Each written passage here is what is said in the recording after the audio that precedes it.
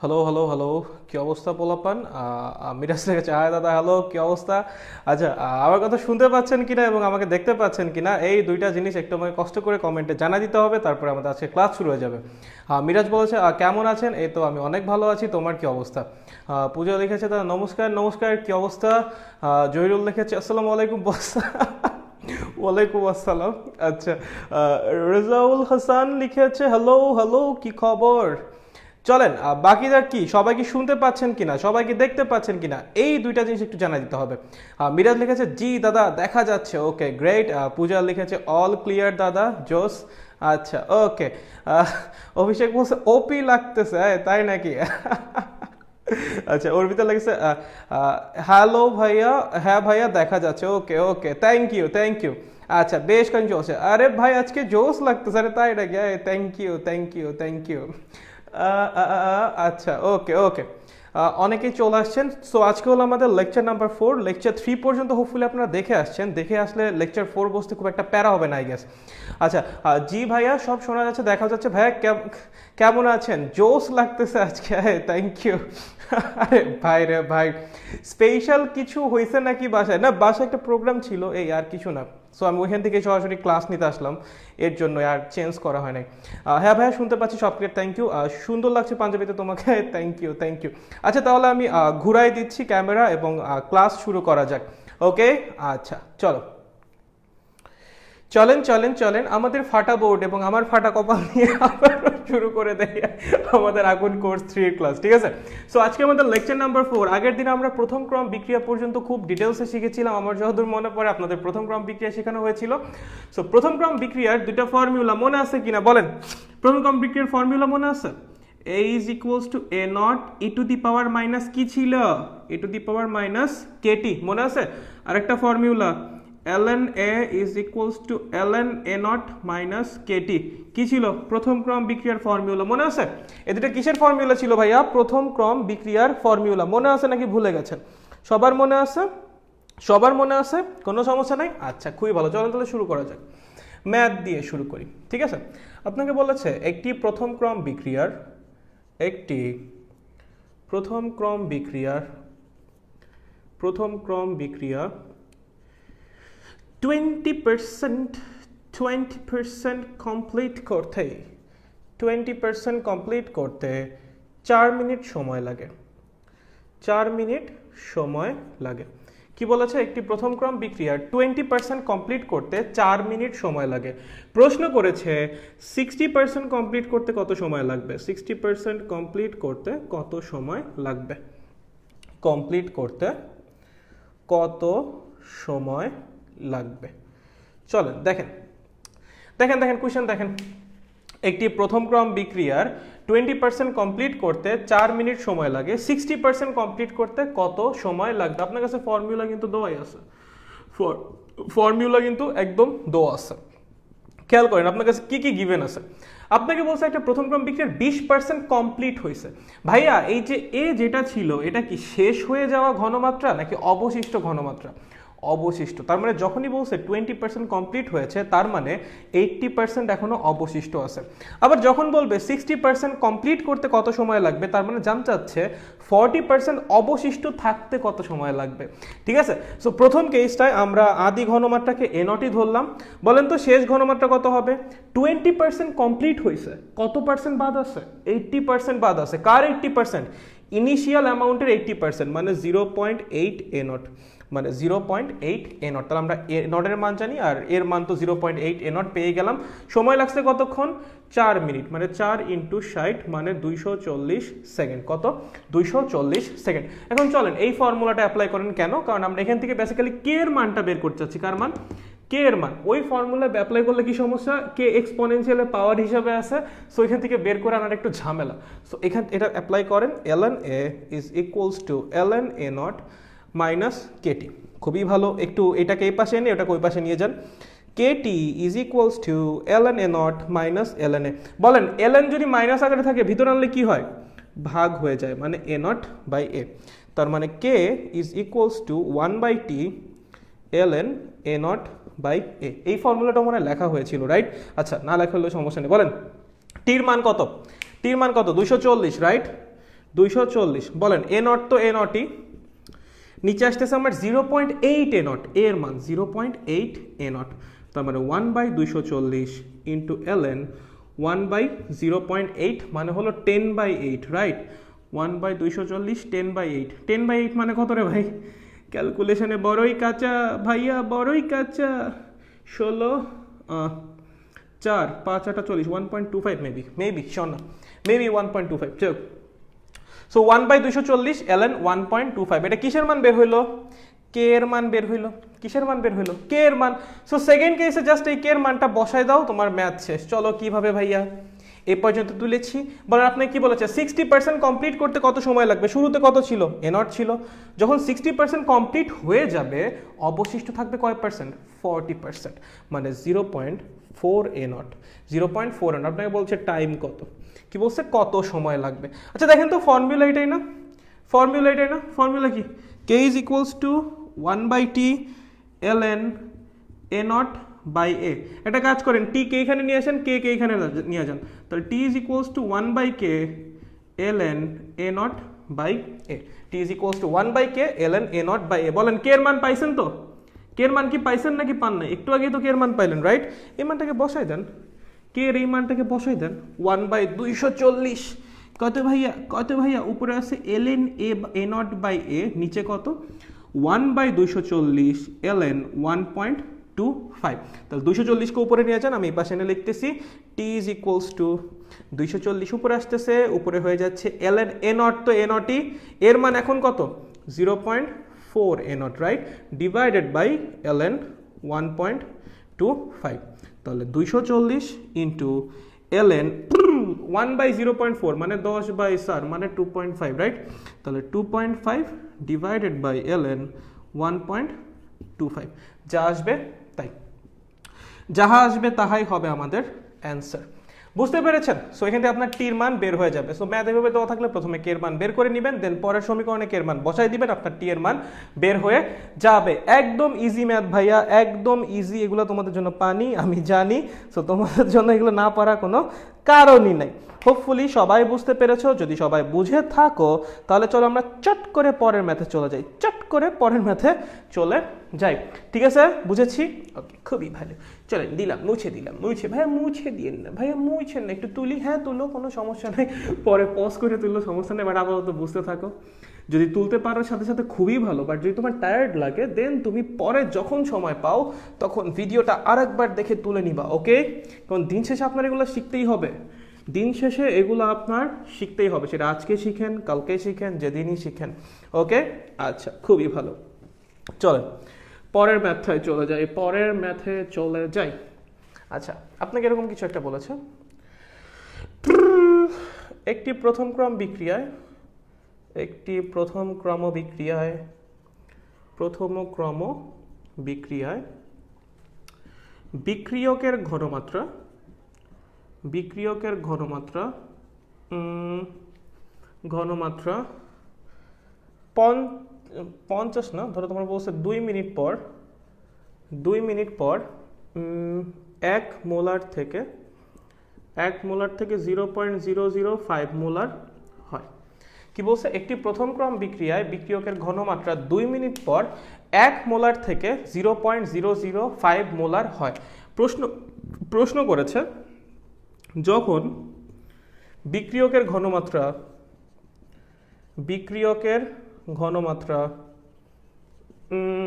0.05 molar, তখন বিক্রিয়ার হার কত? তখন বিক্রিয়ার হার কত? দেখেন প্রশ্ন, দেখেন কি বলছে, একটা প্রথম ক্রম বিক্রিয়ায় বিক্রিয়কের ঘনমাত্রা 2 মিনিট পর 1 মোলার থেকে 0.05 মোলার হয়। যখন বিক্রিয়কের ঘনমাত্রা 0.005 আর এটা হলো 0.05, যখন বিক্রিয়কের ঘনমাত্রা 0.05 মোলার, তখন বিক্রিয়ার হার কত? তখন বিক্রিয়ার হার কত? আচ্ছা ভাইয়া, এটা প্রথম ক্রম বিক্রিয়া না? বিক্রিয়াটা ধরে এরকম কিছু, এ থেকে কি উৎপন্ন হয়েছে? প্রোডাক্টস উৎপন্ন হয়েছে, এ থেকে কিছু একটা উৎপন্ন হয়েছে, ঠিক আছে? তাহলে আমি যদি বলি এই বিক্রিয়ার হারের সাথে বিক্রিয়কের ঘনমাত্রার সম্পর্কটা কি হবে? ভাইয়া প্রথম ক্রম বিক্রিয়া, তার মানে বিক্রিয়কের ঘনমাত্রার পাওয়ার 1-এর সাথে বিক্রিয়ার হার সমানুপাতিক। তার মানে আমার rate of reaction is equals to K into concentration of A. ঠিক আছে, rate of reaction is equals to K into concentration of A power 1 দিলেও যা না দিলেও তাই, পাওয়ার 1 দেখেই তো নাম প্রথম ক্রম বিক্রিয়া হয়েছে, রাইট? আচ্ছা, খুবই ভালো। এখন তাহলে দেখেন আপনার এর ঘনমাত্রা দেওয়া আছে, যে এর ঘনমাত্রা যখন এত তখন আমার রেট অফ রিয়াকশন কত হবে বের করা লাগবে, কার মান? কে এর মান। কেমনে বের করবেন? এই যে গিভেন ডেটা থেকে খেয়াল করেন, আপনাকে টাইম দিয়েছে কত? 2 মিনিট। 2 মিনিট মানে কি 120 সেকেন্ড। বলেন শুরুতে ঘনমাত্রা কত ছিল? এনটের মান কত ছিল? 1। বলেন শেষে ঘনমাত্রা কত হইছে? অবশিষ্ট কত আছে? 0.005। ওকে, শুরুতে ছিল 1 মোলার, শেষে হয়েছে 0.005 মোলার। বলেন কে এর মান বের করার ফর্মুলা একটু আগে শিখে আসছেন, 1/T ln a0 বাই এ। তাহলে 1/120 ln a0 1, আর এর মান হলো 0.005। হয়েছে ভাইয়া, একদম ইজি, পানি না একদম, সাবাস। 120 ln এটার মান কত ভাই? 200 মনে হয়, মেবি 200, একটু চেক করে নিও, ঠিক আছে? আচ্ছা, তাহলে ln 200 আর ln 200 মান কত? চল চেষ্টা করি বের করার জন্য। ক্যালকুলেটারটা একটু তোরা চেক করে নিস, তাও আমি একটু হুদাই গ্যাঞ্জাম করি। না পারবো না, নাকি পারবো না, বুঝতে পারতেছি না। বাদ দে ভাই, বাদ দে, এটা গ্যাঞ্জাম হবে, আমি এটা পারবো না হুদাই। মানে ln 2 × 100 লিখতাম, দেন ln 2 প্লাস ln 100 লিখতাম, ln 100, ও আচ্ছা এটা তো লগ না, ln 100 আবার গ্যাঞ্জাম করতো, হুদাই দরকার নেই, ক্যালকুলেটর কর ভাই, এগুলো পারবো না আমি।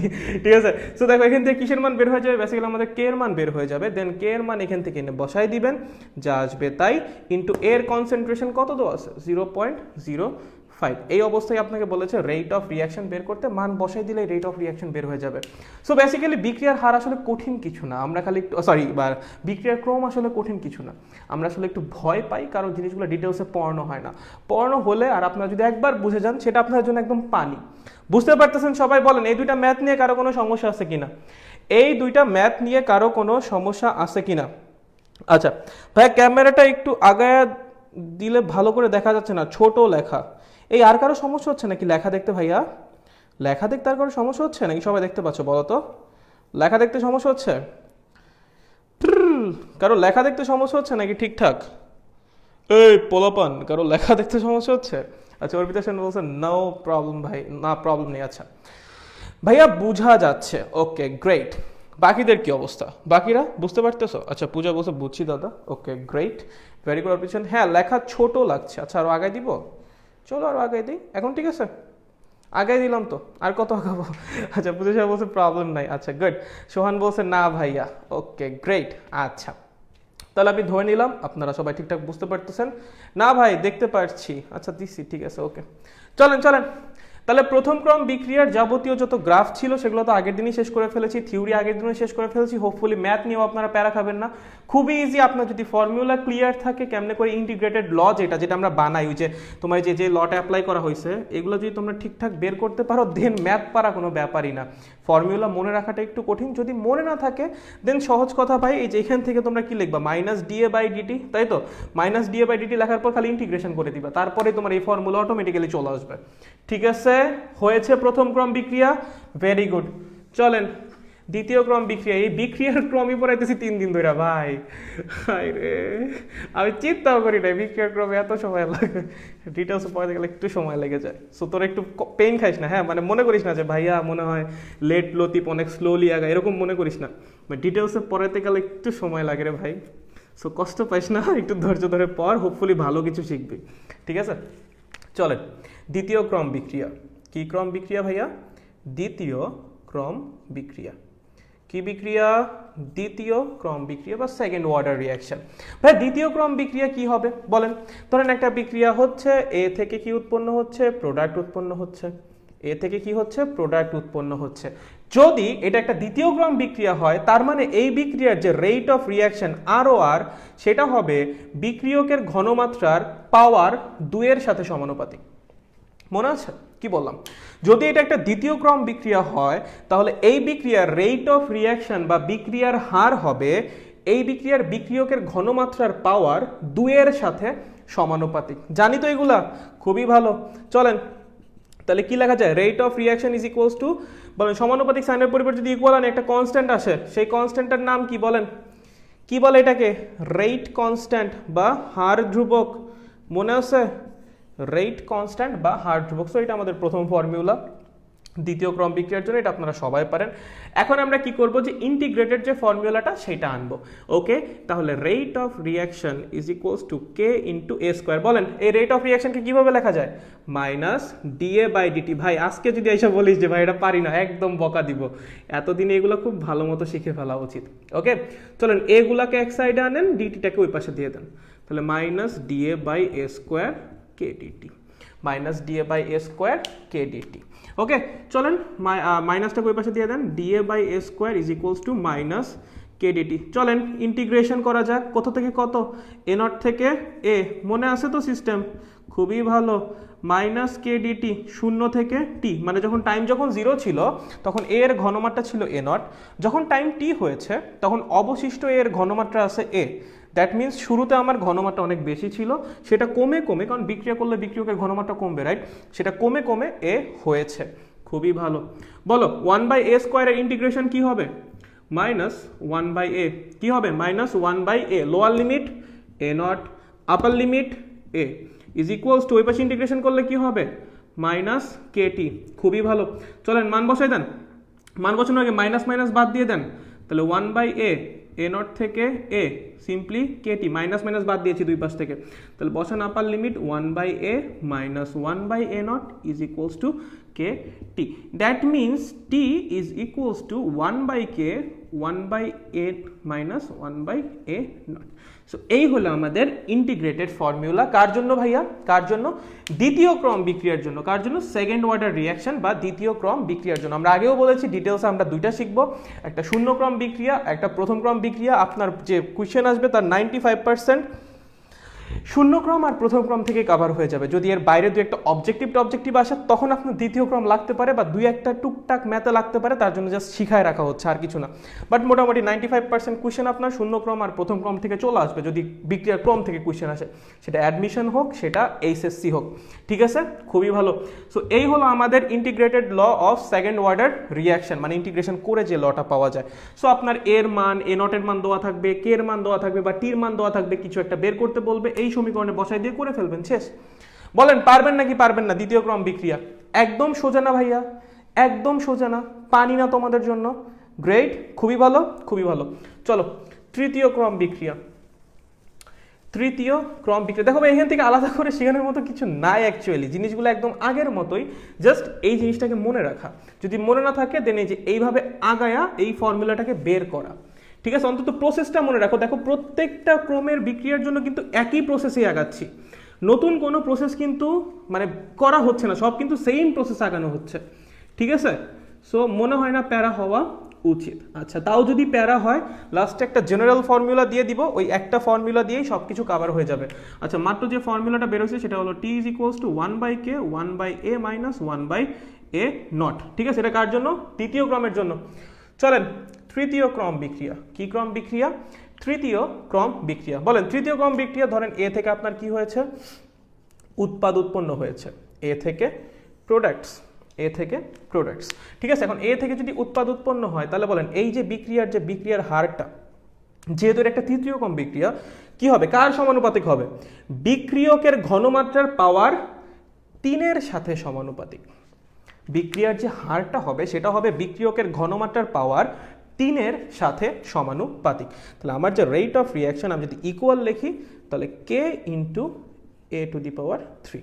সো এই হলো আমার ফার্স্ট ফর্মুলা। কার জন্য? তৃতীয় ক্রম বিক্রিয়ার জন্য। খুবই ভালো, খুবই ভালো, গ্রেট। চলেন এবার দেখেন এটা কি করবেন, ইন্টিগ্রেটেড যে রেট লটা সেটা বের করবেন। কিভাবে বলেন তো? রেট অফ রিয়াকশনকে কি লিখবেন?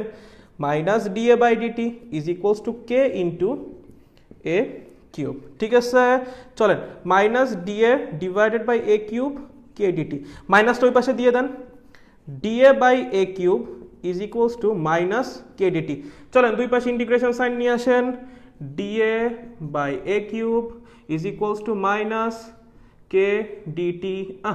লেখা দেখা যায় না ভাইয়া? ক্লিয়ার করেন লেখা। হ্যাঁ করতেছি।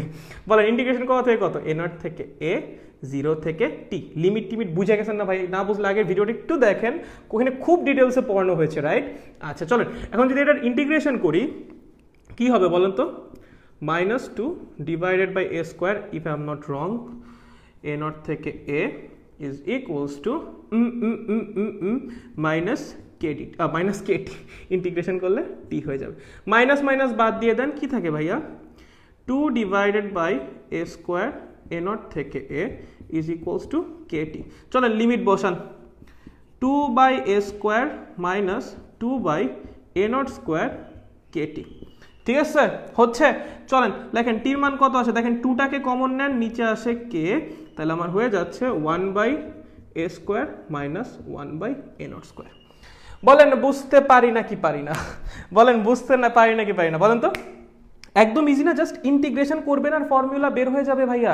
পেঁচানোর কিচ্ছু নাই, যা পেঁচানোর প্রথম ক্রম আর শূন্য ক্রম থেকেই পেঁচাবে, দ্বিতীয় ক্রম তৃতীয় ক্রম চতুর্থ ক্রম এগুলোতে পেঁচানোর কিচ্ছু নাই। চলেন তাহলে আমার তৃতীয় ক্রমের জন্য ফর্মুলা কি চলে আসছে, 2কে 1 by A square minus 1 by a naught square. একটা সিকোয়েন্স কি দেখতে পাচ্ছেন, কোনো সিকোয়েন্স কি আপনার চোখে পড়ে? ওহে তোমার চোখে কি কোনো সিকোয়েন্স পড়ে? আচ্ছা আমি কি কত ক্যালকুলেশনে ভুল করছি, ও হাই রে 2 তো নিচে হবে, 2 নিচে হবে, সরি সরি সরি আমার ইন্টিগ্রেশনে ভুল হয়েছে ভাই। দেখছো আমি আগের দিন বলছিলাম না আমি ম্যাথে খারাপ, তার প্রমাণ দেখছো, এ দেখো তার প্রমাণ, আমার ইন্টিগ্রেশনে ভুল হয়েছে, 2 নিচে হবে, 2 নিচে হবে, এক্সট্রিমলি সরি। ইন্টিগ্রেশনে ভাগ করা লাগে, গুণ করা লাগে না, ও ভাই মাথা মুথা গেছে। ঠিক আছে এই 2 কিন্তু নিচে হবে পোলাপান, 2 কিন্তু নিচে হবে, কেয়ারফুল ওকে। আচ্ছা খুবই ভালো। বলেন এখানে কি কোনো সিকোয়েন্স দেখতে পাচ্ছেন? দেখেন নিচে কে কে ঠিকই আছে, একটা এক্সট্রা 2 আসছে। আচ্ছা শুরুতে এ ছিল এ, পরে এ নট ছিল এ নট, এখানে আবার স্কোয়ার আসছে। দ্বিতীয় ক্রমের জন্য এটা, তৃতীয় ক্রমের জন্য এটা। আপনাকে যদি বলে, আচ্ছা লেখা রাখি এটা দ্বিতীয় ক্রমের জন্য, এটা তৃতীয় ক্রমের জন্য, আপনাকে যদি বলে n-তম ক্রমের জন্য কত হবে, কি বলে n-তম ক্রমের জন্য কত হবে, আপনি কি একবার এরকম লিখতে পারেন, দেখেন তো t is equals to 1 divided by n minus 1 into k 1 by a to the power n minus 1 minus 1 by a naught to the power n minus 1। দেখেন এই হলো আপনার জেনারেল ফর্মুলা বিক্রিয়ার ক্রমের ইন্টিগ্রেটেড ল বের করার জন্য। এটা কখন থেকে খাটবে? যখন বিক্রিয়ার ক্রম 2 বা তার চেয়ে অধিক। এই ফর্মুলা কখন খাটবে? যখন বিক্রিয়ার ক্রম 2 বা তার চেয়ে অধিক, যখন n is greater than or equal to, তখনই শুধুমাত্র এই ফর্মুলা খাটবে। 0 আর 1 এর জন্য এর জন্যই আলাদা করে পড়ানো হয়েছে, ঠিক আছে? 0 আর 1 এর জন্য এটা খাটবে না, বাট 1 এর পর থেকে যে কোনোটার জন্য এই ফর্মুলা খাটবে। বুঝতে পারছেন? সো আপনার বেসিক্যালি একটা ফর্মুলা মনে রাখলেই হয়ে যাচ্ছে। যদি এত কিছু মনে রাখতে কষ্ট হয়, কিছু মনে রাখার দরকার নাই, সিম্পলি একটা ফর্মুলা মনে রাখেন। আপনাকে যদি বলে দ্বিতীয় ক্রম, n এর মান 2 বসাবেন, যদি বলে তৃতীয় ক্রম n এর মান 3 বসাবেন, চতুর্থ ক্রম বললে 4 বসাবেন। বসান দ্বিতীয় ক্রমের জন্য n এর মান 2 বসান, দেখেন 2 বসালে কি হয়, 2 মাইনাস 1 1, তার মানে নিচে থাকবে শুধু কে, a to the power 2 minus 1 মানে a টু দি পাওয়ার 1 মানে a, এখানে আছে কি a not to the power 2 minus 1 কত হচ্ছে, শুধু a নট। যখন তৃতীয় ক্রম বলবে n এর মান কত বসাবেন, 3, 3 মাইনাস 1 মানে কত, 2, ওই যে 2, উপরে a to the power n minus 1, 3 minus 1 মানে কত, 2, ঠিক আছে? a not to the power n minus 1 মানে 3 মাইনাস 1 মানে কত, 2। বুঝতে পারছেন? সো এই হলো আপনার জেনারেল ফর্মুলা কি বের করার জন্য ভাইয়া, বিক্রিয়ার ক্রম বের করার জন্য। এই বিক্রিয়ার ক্রম বের করার জন্য না, বিক্রিয়ার ক্রমের জন্য, মানে যে কোনো ইনফরমেশন বের করার জন্য যখন বিক্রিয়ার ক্রম 2 এর চেয়ে বেশি। সো আপনাকে যে ম্যাথই দিক না কেন, যে ডেটা দিয়ে দিক না কেন, এই ফর্মুলা দিয়েই আপনি সলভ করতে পারবেন। আর এখানে এলএন টেলেন আনার বা লক টক আনার কোনো ব্যাপার স্যাপার নাই, সো কঠিন কিছু নাই, একদম সিম্পল, একদম ইজি।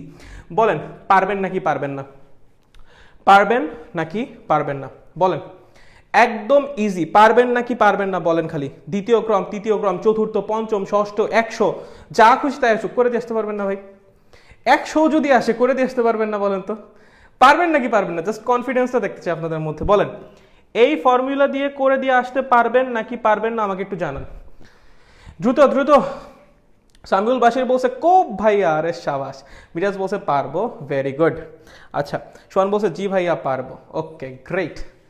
দেখো এখন কি আর বিক্রিয়ার ক্রমে ভয় লাগতেছে? বিক্রিয়ার ক্রম কিন্তু আমাদের শেষ, বিক্রিয়ার ক্রম কিন্তু পড়ানো শেষ। আবারও বলতেছি 90 to 95% কোয়েশ্চেন আসবে শূন্য ক্রম এবং প্রথম ক্রম থেকে। বাকি যে 4-5% যাই অবশিষ্ট থাকে সেটা আসবে 2, 3, 4, 5, 6 যা থেকে আসুক তা থেকে, ঠিক আছে। সো 2 এর পর থেকে যা আসবে ওই যে 4-5%-এর জন্য আপনাকে এখানে বোর্ডে জেনারেল ফর্মুলা লিখে দেওয়া আছে, এটা দিয়ে করে দেওয়া আসবেন। এবং বাকি 2 দিন আপনাকে ধরে ধরে শেখানো হয়েছে শূন্য ক্রম, প্রথম ক্রম এগুলা। সো ওগুলার জন্য প্রিভিয়াস লেকচারে রেকমেন্ডেশন রইল, ওগুলা দেখলেই আপনার প্রথম ক্রম, শূন্য ক্রম এগুলো একদম ক্লিয়ার হয়ে যাবে। বলেন বুঝতে পারছেন নাকি পারেন নাই? বিক্রিয়ার ক্রম কিন্তু পড়ানো শেষ, বিক্রিয়ার ক্রম কিন্তু পড়ানো শেষ। আচ্ছা পূজা বসে পারবো দাদা, ওকে গুড, ভেরি গুড। বাকিরা সবাই পারবো? আচ্ছা কেউ কিছু না বললে আমি ধরে নিচ্ছি যে আপনারা পারবেন, আমি তাহলে আগায় যাই, ঠিক আছে, ওকে, খুবই ভালো। চলেন আজকে আমরা যেটা পড়বো তাহার নাম হলো অ্যারহেনিয়াসের নীতি। কি পড়বো? অ্যারহেনিয়াসের নীতি। চলো আজকে শুরু হচ্ছে নতুন টপিক, অ্যারহেনিয়াসের নীতি। খুবই ভালো মতো বোঝার মতো টপিক, সো তার জন্য আপনার মনোযোগ দিয়ে বোঝা লাগবে। চলেন অ্যারহেনিয়াসের নীতি। অ্যারহেনিয়াসের নীতি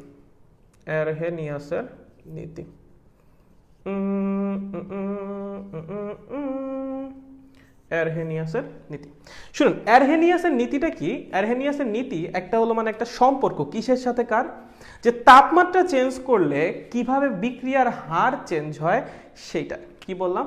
তাপমাত্রার সাথে বিক্রিয়ার হারের সম্পর্ক, তাপমাত্রার সাথে বিক্রিয়ার হারের সম্পর্ক। কার? বিক্রিয়ার হারের সম্পর্ক। এই বলো কার সম্পর্ক? তাপমাত্রার সাথে বিক্রিয়ার হারের সম্পর্ক নিয়ে যে নীতিটা, সেটাকেই বলে অ্যারহেনিয়াস নীতি, ঠিক আছে। আচ্ছা, তো একটা এক্সপেরিমেন্ট চালানো হলো, এক্সপেরিমেন্ট চালায় দেখা গেল যে যদি টেম্পারেচার, এটা আমি যে তোমার বিক্রিয়ার হারের উপর যে প্রভাবকগুলা বা যে নিয়ামকগুলো আছে সেখানেও বলছিলাম, যদি টেম্পারেচার 10 ডিগ্রি সেলসিয়াস বৃদ্ধি করা হয় তাহলে বিক্রিয়ার হার নরমালি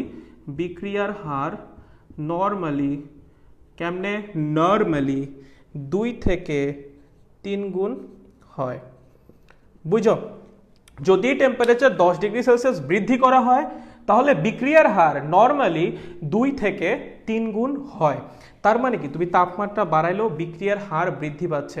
সব সময় নাও হতে পারে, 2-1টা এক্সেপশন থাকতে পারে, but most of the cases তুমি যখন তাপমাত্রা বৃদ্ধি করবা বিক্রিয়ার হার কি হবে? বৃদ্ধি পাবে। তুমি যখন তাপমাত্রা বৃদ্ধি করবা বিক্রিয়ার হার অবশ্যই বৃদ্ধি পাবে, এবং সেই যে বৃদ্ধিটা সেটা হয় 2 থেকে 3 গুণ, 2 থেকে 3 গুণ। এটা এক্সপেরিমেন্টাল রেজাল্ট ছিল, ঠিক আছে। এবং এই এক্সপেরিমেন্টাল রেজাল্টের উপর বেস করে উনি একটা নীতি দিয়েছেন, এবং সেটা একটা সূত্র আকারে বা ফর্মুলা আকারে তোমাদের বইয়ে আছে। সেটা হলো K is equals to A into e to the power minus EA by RT। ভাই আমি কি বলতেছি? K is equals to A into e to the power minus EA by RT। ভাইয়া আপনি না বললেন তাপমাত্রার সাথে বিক্রিয়ার হারের সম্পর্ক? আপনি তো হার ধ্রুবক লিখেছেন। হ্যাঁ, খুব ভালো করেছি। এই হার ধ্রুবকের সাথে কি বিক্রিয়ার হারের সরাসরি সম্পর্ক আছে না? যদি হার ধ্রুবক বৃদ্ধি পায় বিক্রিয়ার হার তো বৃদ্ধি পাবেই। বিক্রিয়ার হার ধ্রুবক যেটা, সেটার সাথে কি বিক্রিয়ার হারের একদম সরাসরি সম্পর্ক না? এতদিন ধরে কি পড়ে আসলি ভাই? Rate of reaction is equals to K into A to the power 1 to the power 2 0 করে আসছো না এতদিন ধরে? রেট অফ রিয়াকশনের সাথে কে এর কি সরাসরি সম্পর্ক।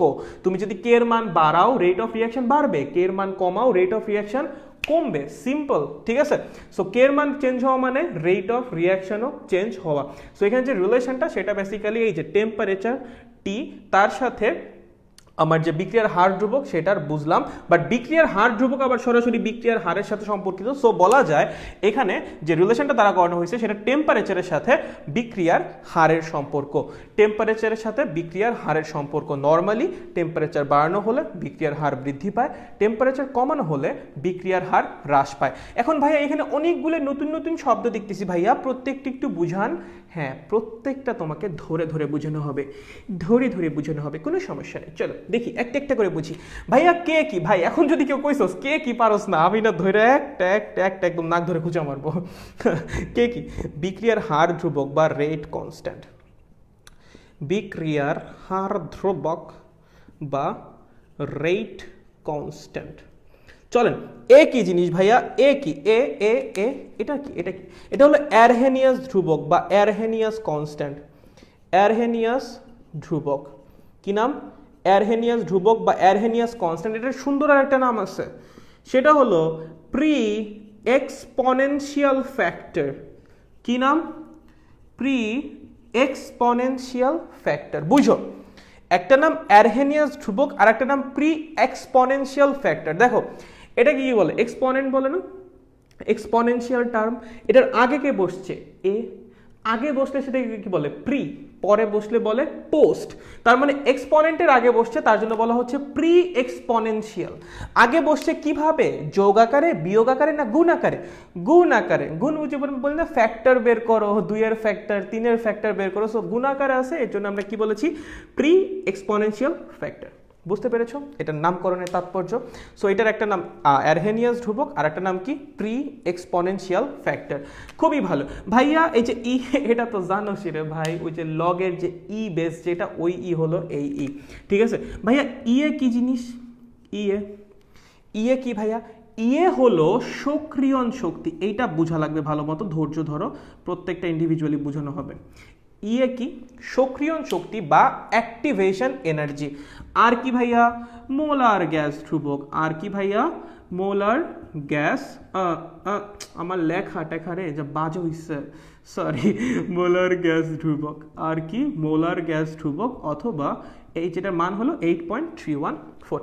টি কি ভাইয়া? টেম্পারেচার। এর তো কোনো ব্যাপারই না। ঠিক আছে, তাহলে বলেন এই যে আমার ফর্মুলাটা আছে এখানে, যে কে সেটা হলো বিক্রিয়ার হার ধ্রুবক বা রেট কনস্ট্যান্ট, এ হলো অ্যারহেনিয়াস ধ্রুবক বা প্রি এক্সপোনেনশিয়াল ফ্যাক্টর, ইয়ে হলো সক্রিয়ণ শক্তি, এবং আর যেটা সেটা হলো মোলার গ্যাস ধ্রুবক, এবং এটার মান হলো 8.314 জুল পার কেলভিন পার মোল।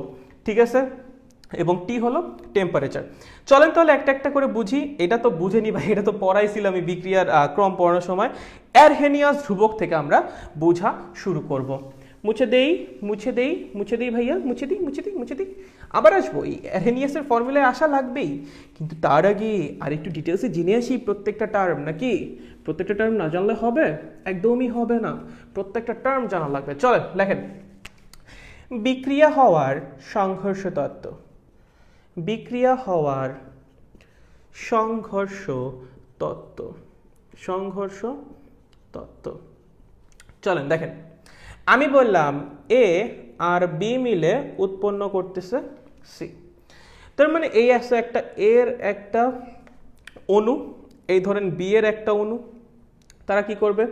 দুজনে এসে পরস্পর এসে ধাক্কা খাবে। এই আসো একটু ধাক্কাই, আসো একটু ধাক্কাই বলে ধাক্কা মাক্কা খেয়ে কি করবে? সি উৎপন্ন করবে। মানে প্রথমে তাদের মধ্যে একটা সংঘর্ষ হওয়া লাগবে। প্রথমে তাদের মধ্যে একটা সংঘর্ষ হওয়া লাগবে। সংঘর্ষ হওয়ার পর কি হবে? তাদের নিজেদের বন্ড টন্ড ভাঙবে, নতুন বন্ড তৈরি হবে, তারপর সি উৎপন্ন হবে। ভাইয়া সংঘর্ষ হইলেই কি বিক্রিয়া হবে? না, সংঘর্ষ হইলেই বিক্রিয়া হবে না। যদি দুইটা কন্ডিশন স্যাটিসফাই করে সংঘর্ষ হয় তাহলেই শুধুমাত্র বিক্রিয়াটা কমপ্লিট হবে, আদারওয়াইজ ওটা ইনকমপ্লিটই থেকে যাবে। কন্ডিশন দুটা কি কি ভাইয়া? পর্যাপ্ত পরিমাণ শক্তি নিয়ে সংঘর্ষ হওয়া লাগবে। পর্যাপ্ত পরিমাণ শক্তি নিয়ে সংঘর্ষ হওয়া লাগবে। পর্যাপ্ত পরিমাণ শক্তি নিয়ে সংঘর্ষ হওয়া লাগবে। পর্যাপ্ত পরিমাণ শক্তি নিয়ে সংঘর্ষ হওয়া লাগবে। সেকেন্ডটা কি? নির্দিষ্ট দিক থেকে সংঘর্ষ হওয়া লাগবে। নির্দিষ্ট দিক থেকে সংঘর্ষ হওয়া লাগবে। নির্দিষ্ট দিক থেকে সংঘর্ষ হওয়া লাগবে। সংঘর্ষ হওয়া লাগবে। সংঘর্ষ হওয়া লাগবে। চলো, দুইটা জিনিস বলেছে। পর্যাপ্ত পরিমাণ শক্তি নিয়ে সংঘর্ষ হওয়া লাগবে, ফার্স্ট কন্ডিশন। সেকেন্ড কন্ডিশন, নির্দিষ্ট দিক থেকে সংঘর্ষ হওয়া লাগবে। দেখো, শুনো শুনো শুনো, ধরো নাইট্রোজেন আর হাইড্রোজেন মিলে কি করতেছে? অ্যামোনিয়া তৈরি করতেছে। ঠিক আছে, এই রিয়াকশনের সাথে তোমরা সবাই পরিচিত। বলো তো এটা দেখতে কেমন? গাঠনিক সংকেত পুর। বলো এটা দেখতে কেমন? পুর। ঠিক আছে, আচ্ছা খুবই ভালো। বলো এইটা দেখতে কেমন? পুর পুর পুর পুর পিশ পিশ পুর। ঠিক আছে, এরকম দেখতে, রাইট? আচ্ছা দেখো, তাহলে প্রথমে কি করবে? একটা নাইট্রোজেনের অণু গিয়ে একটা হাইড্রোজেনের অণুকে ধাক্কা দিবে। প্রথম কন্ডিশনটার দিকে দেখাও, পর্যাপ্ত পরিমাণ শক্তি নিয়ে সংঘর্ষ হওয়া লাগবে। দেখো ওরা না একটা বন্ড দিয়ে যুক্ত আছে, যেমন নাইট্রোজেন নাইট্রোজেন বন্ড দিয়ে যুক্ত আছে, হাইড্রোজেন হাইড্রোজেন বন্ড দিয়ে যুক্ত আছে। ওই পাশে কোথাও নাইট্রোজেন নাইট্রোজেন বন্ড আছে না, ওই পাশে কোথাও হাইড্রোজেন হাইড্রোজেন বন্ড আছে না। তার মানে ওইটা উৎপন্ন হওয়ার আগে সরি ওইটা উৎপন্ন হওয়ার আগে অবশ্যই এই বন্ধনগুলো ভাঙে নেওয়া লাগবে। ওইটা উৎপন্ন হওয়ার আগে অবশ্যই এই বন্ধনগুলো ভাঙে নেওয়া লাগবে। ভাই বন্ধন ভাঙার জন্য কি লাগে? শক্তি লাগে, শক্তি দেওয়া লাগে বন্ধন ভাঙার জন্য। আর বন্ধন নতুন করে গঠিত হলে শক্তি নির্গত হয়। দুইটা জিনিস, বন্ধন ভাঙার জন্য কি হয়? শক্তি দেওয়া লাগে, শক্তি দিয়ে বন্ধন ভাঙা লাগে। এবং বন্ধন যখন গঠিত হয় নতুন করে, তখন কি হয়? শক্তি নির্গত হয়। কেন হয় এটা জানেন? কেন হয় জানেন? বন্ধন কি ভাইয়া বলেন তো, বন্ধন কি জিনিস? এই যে আমি বললাম নাইট্রোজেন আছে এইভাবে আছে, তারা কি এইভাবে বেশি স্টেবল নাকি তারা বন্ধনে যুক্ত থাকলে বেশি স্টেবল? অবশ্যই বন্ধনে যুক্ত থাকলে বেশি স্টেবল। শুনেন, বন্ধন কেন গঠিত হয় জানেন? স্টেবিলিটি গেইন করার জন্য। কখন কোনো কিছু স্টেবিলিটি গেইন করে? যখন তার এনার্জি কমে যায়, যখন তার এনার্জি কমে যায়। দুইটা বিচ্ছিন্ন পরমাণু কেন বন্ধনে যুক্ত হবে? কেন? তাদের নিজেদের স্টেবিলিটি গেইন করার জন্য, এনার্জি রিলিজ করে তারা বন্ধনে যুক্ত হয়। এই যে আপনারা বলেন বন্ধন শক্তি বন্ধন শক্তি, বন্ধন শক্তি মানে কি?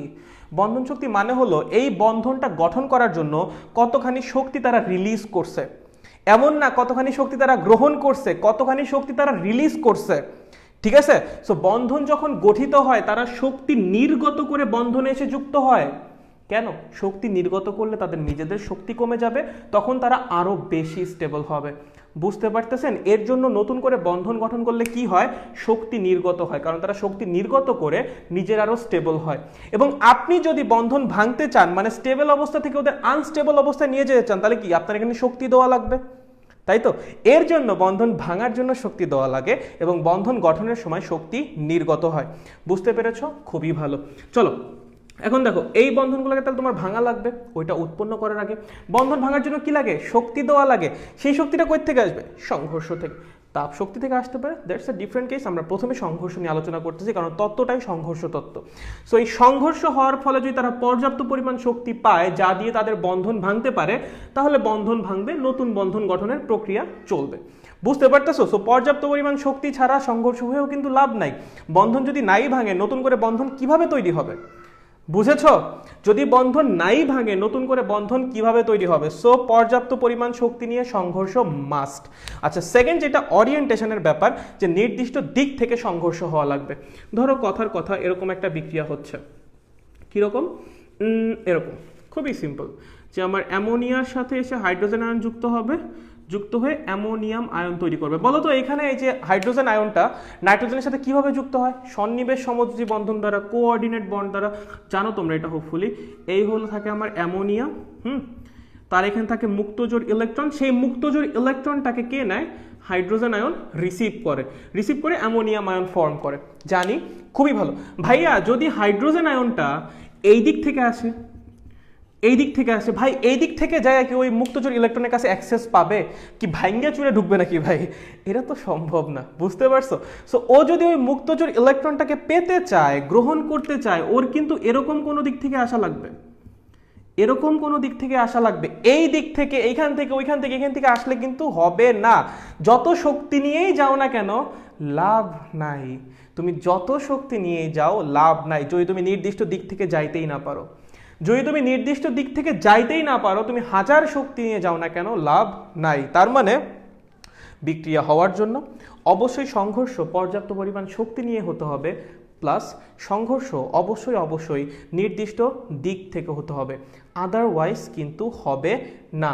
বুঝতে পেরেছো সংঘর্ষ তত্ত্ব? যে এই দুইটা কন্ডিশন যদি স্যাটিসফাই করে সংঘর্ষ হয়, তাহলেই বিক্রিয়া হবে, আদারওয়াইজ না। আচ্ছা, খুবই ভালো। ভাইয়া এর সাথে অ্যারহেনিয়াসের ধ্রুবকের কি সম্পর্ক? সম্পর্ক আছে, সম্পর্ক আছে। কি সম্পর্ক দেখা যাক, শোনো শোনো শোনো। চলো, এই যে অ্যারহেনিয়াস ধ্রুবক এ, এটাকে লেখা যায় পি ইন্টু জেড আকারে। কি আকারে লেখা যায়? P into Z. আচ্ছা, পিটা কি ভাইয়া? পি কি? পি হলো স্টেরিক ফ্যাক্টর, স্টেরিক ফ্যাক্টর। ওকে, জেড কি ভাইয়া? সংঘর্ষের হার। আমি কি উল্টা লিখলাম? আচ্ছা হতেও পারে, যাই সেটা দেখো। পি হলো আমার স্টেরিক ফ্যাক্টর, না মেবি উল্টা লিখেছি, পিটা হলো সংঘর্ষের হার এবং জেডটা হলো স্টেরিক ফ্যাক্টর। ঠিক আছে, পিটা হলো আমার সংঘর্ষের হার এবং জেডটা হলো স্টেরিক ফ্যাক্টর। আচ্ছা কোনটা কি মিন করে ভাইয়া? সংঘর্ষের হার কি? রেট অফ কলিশন, মানে এক সেকেন্ডে কতগুলা সংঘর্ষ হচ্ছে।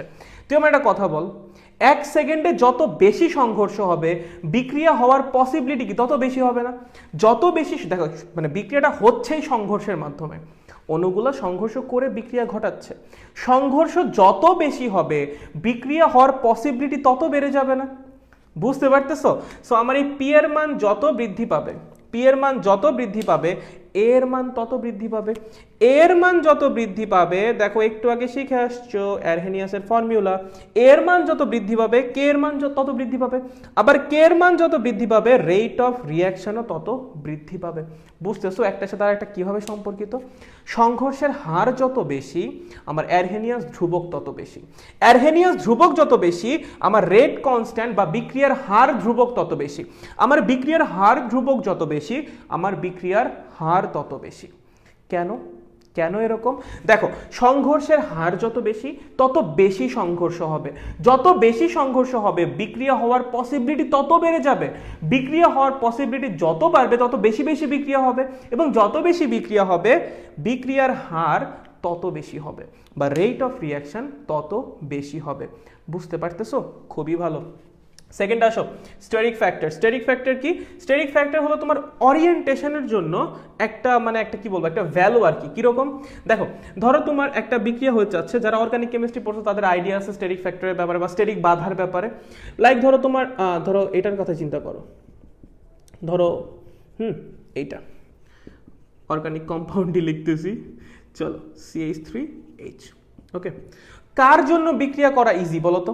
কার জন্য বিক্রিয়া করা ইজি? অবশ্যই ওর জন্য, ওর সাথে যে কেউ এসে ইজিলি যুক্ত হতে পারবে। কারণ কি? ওর চারপাশে অনেক খালি জায়গা আছে, ওর সাথে যুক্ত হওয়া কঠিন না। বাট ওর সাথে বিশাল প্যারা, দেখো এখানে বিশাল বড় বড় মূলক আছে, বিশাল বড় বড় অ্যালকাইল মূলক আছে, এখান থেকে প্রবেশ করতে গেলেই তো মারা খেয়ে যাবে। এখান দিয়ে করতে পারে, এখান দিয়ে করতে পারে, বাট এই সাইডটা দিয়ে তো প্রবেশ করতে গেলেই মারা। বুঝতে পারতেছো? সো এইখানে যে বিক্রিয়া করতে যে সমস্যা হচ্ছে এটা কিসের জন্য? ওর নিজের ওরিয়েন্টেশনের জন্য, ওর নিজের গাঠনিক সংকেতের জন্য। ওর গঠন এরকম দেখেই ওর বিক্রিয়া করতে অসুবিধা হচ্ছে। এই যে নিজের গঠনের জন্য যে বাধাটা, বিক্রিয়া করতে যে বাধাটা, সেটাকে বলা হয় স্টেরিক বাধা। সেটাকে কি বলা হয়? স্টেরিক বাধা। কোনো একটা যৌগের স্টেরিক বাধা যত বেশি তার স্টেরিক ফ্যাক্টর তত কম, আবার স্টেরিক বাধা যত কম স্টেরিক ফ্যাক্টর তত বেশি। খেয়াল করেন একটা জিনিসের স্টেরিক বাধা বেশি, ধরেন একটা জিনিসের স্টেরিক বাধা বেশি, সে কি ইজিলি বিক্রিয়া করতে পারবে? না, বিক্রিয়া করতে প্যারা খাবে। যদি বিক্রিয়া করতে প্যারা খায় তার বিক্রিয়ার হার কি হবে? কমে যাবে। তার মানে আমার স্টেরিক বাধা যত বেশি স্টেরিক ফ্যাক্টর তত কম, স্টেরিক ফ্যাক্টর যত কম এর মান তত কম, এর মান যত কম কের মান তত কম, কের মান যত কম রেট অফ রিয়াকশনও তত কম। আপনি এই কি বলে সূত্র দিয়ে চিন্তা করেন, প্র্যাকটিক্যালি চিন্তা করেন, যেমনে করেন একই রেজাল্টই আসবে। বুঝতে পারতেছেন? স্টেরিক বাধা যত বেশি বিক্রিয়া করতে তত সমস্যা, বিক্রিয়া করতে যত সমস্যা বিক্রিয়ার হার তত কম।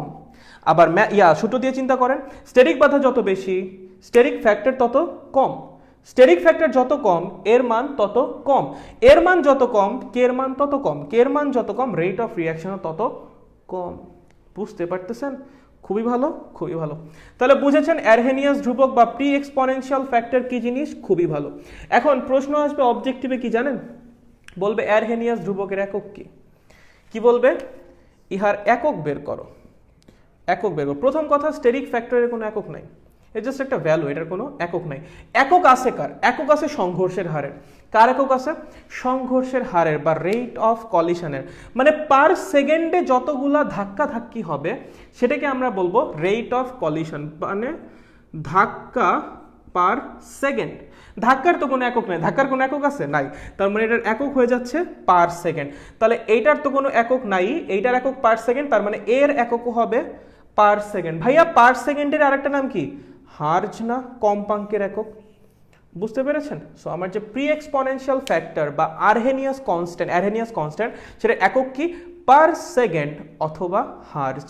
বলেন এই পর্যন্ত বুঝতে পারছেন নাকি পারেন নাই? এই পর্যন্ত বুঝতে পারছেন নাকি পারেন নাই? বলেন, কারো সমস্যা থাকলে বলেন, কোনো সমস্যা নাই, বুঝতে পারছেন নাকি পারেন নাই জানা যান। বুঝতে পেরেছেন নাকি বুঝতে পারেন নাই জানায়া দেন। ভাইয়া কারো কোনো সমস্যা আছে নাকি সবাই বুঝতে পারছেন? চলেন চলেন চলেন দ্রুত, সবাই কি বুঝতে পারছেন নাকি কারো কোনো সমস্যা আছে? দ্রুত, দেরি করা যাবে না, দেরি করা যাবে না, দ্রুত জানাইতে হবে ভাইয়াকে কারো কোনো সমস্যা আছে নাকি বুঝতে পেরেছেন সব কিছু। ফার্স্ট ফার্স্ট ফার্স্ট, আচ্ছা পার্সি দাদা, আচ্ছা ওকে বুঝছি ভাইয়া, আগুন পুরা।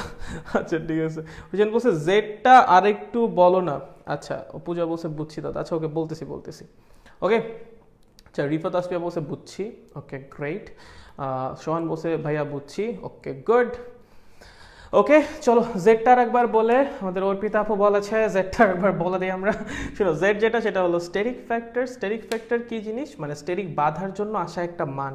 স্টেরিক বাধা মানে ওরিয়েন্টেশনের জন্য, মানে ওর যে তোমার গাঠনিক যে সংকেতটা, দেখা যায় কোনো কোনো ইয়ার গাঠনিক সংকেতের কারণে সে বিক্রিয়া করতে পারে না। যেমন উদাহরণ দিয়ে দেখাইছিলাম তোমার।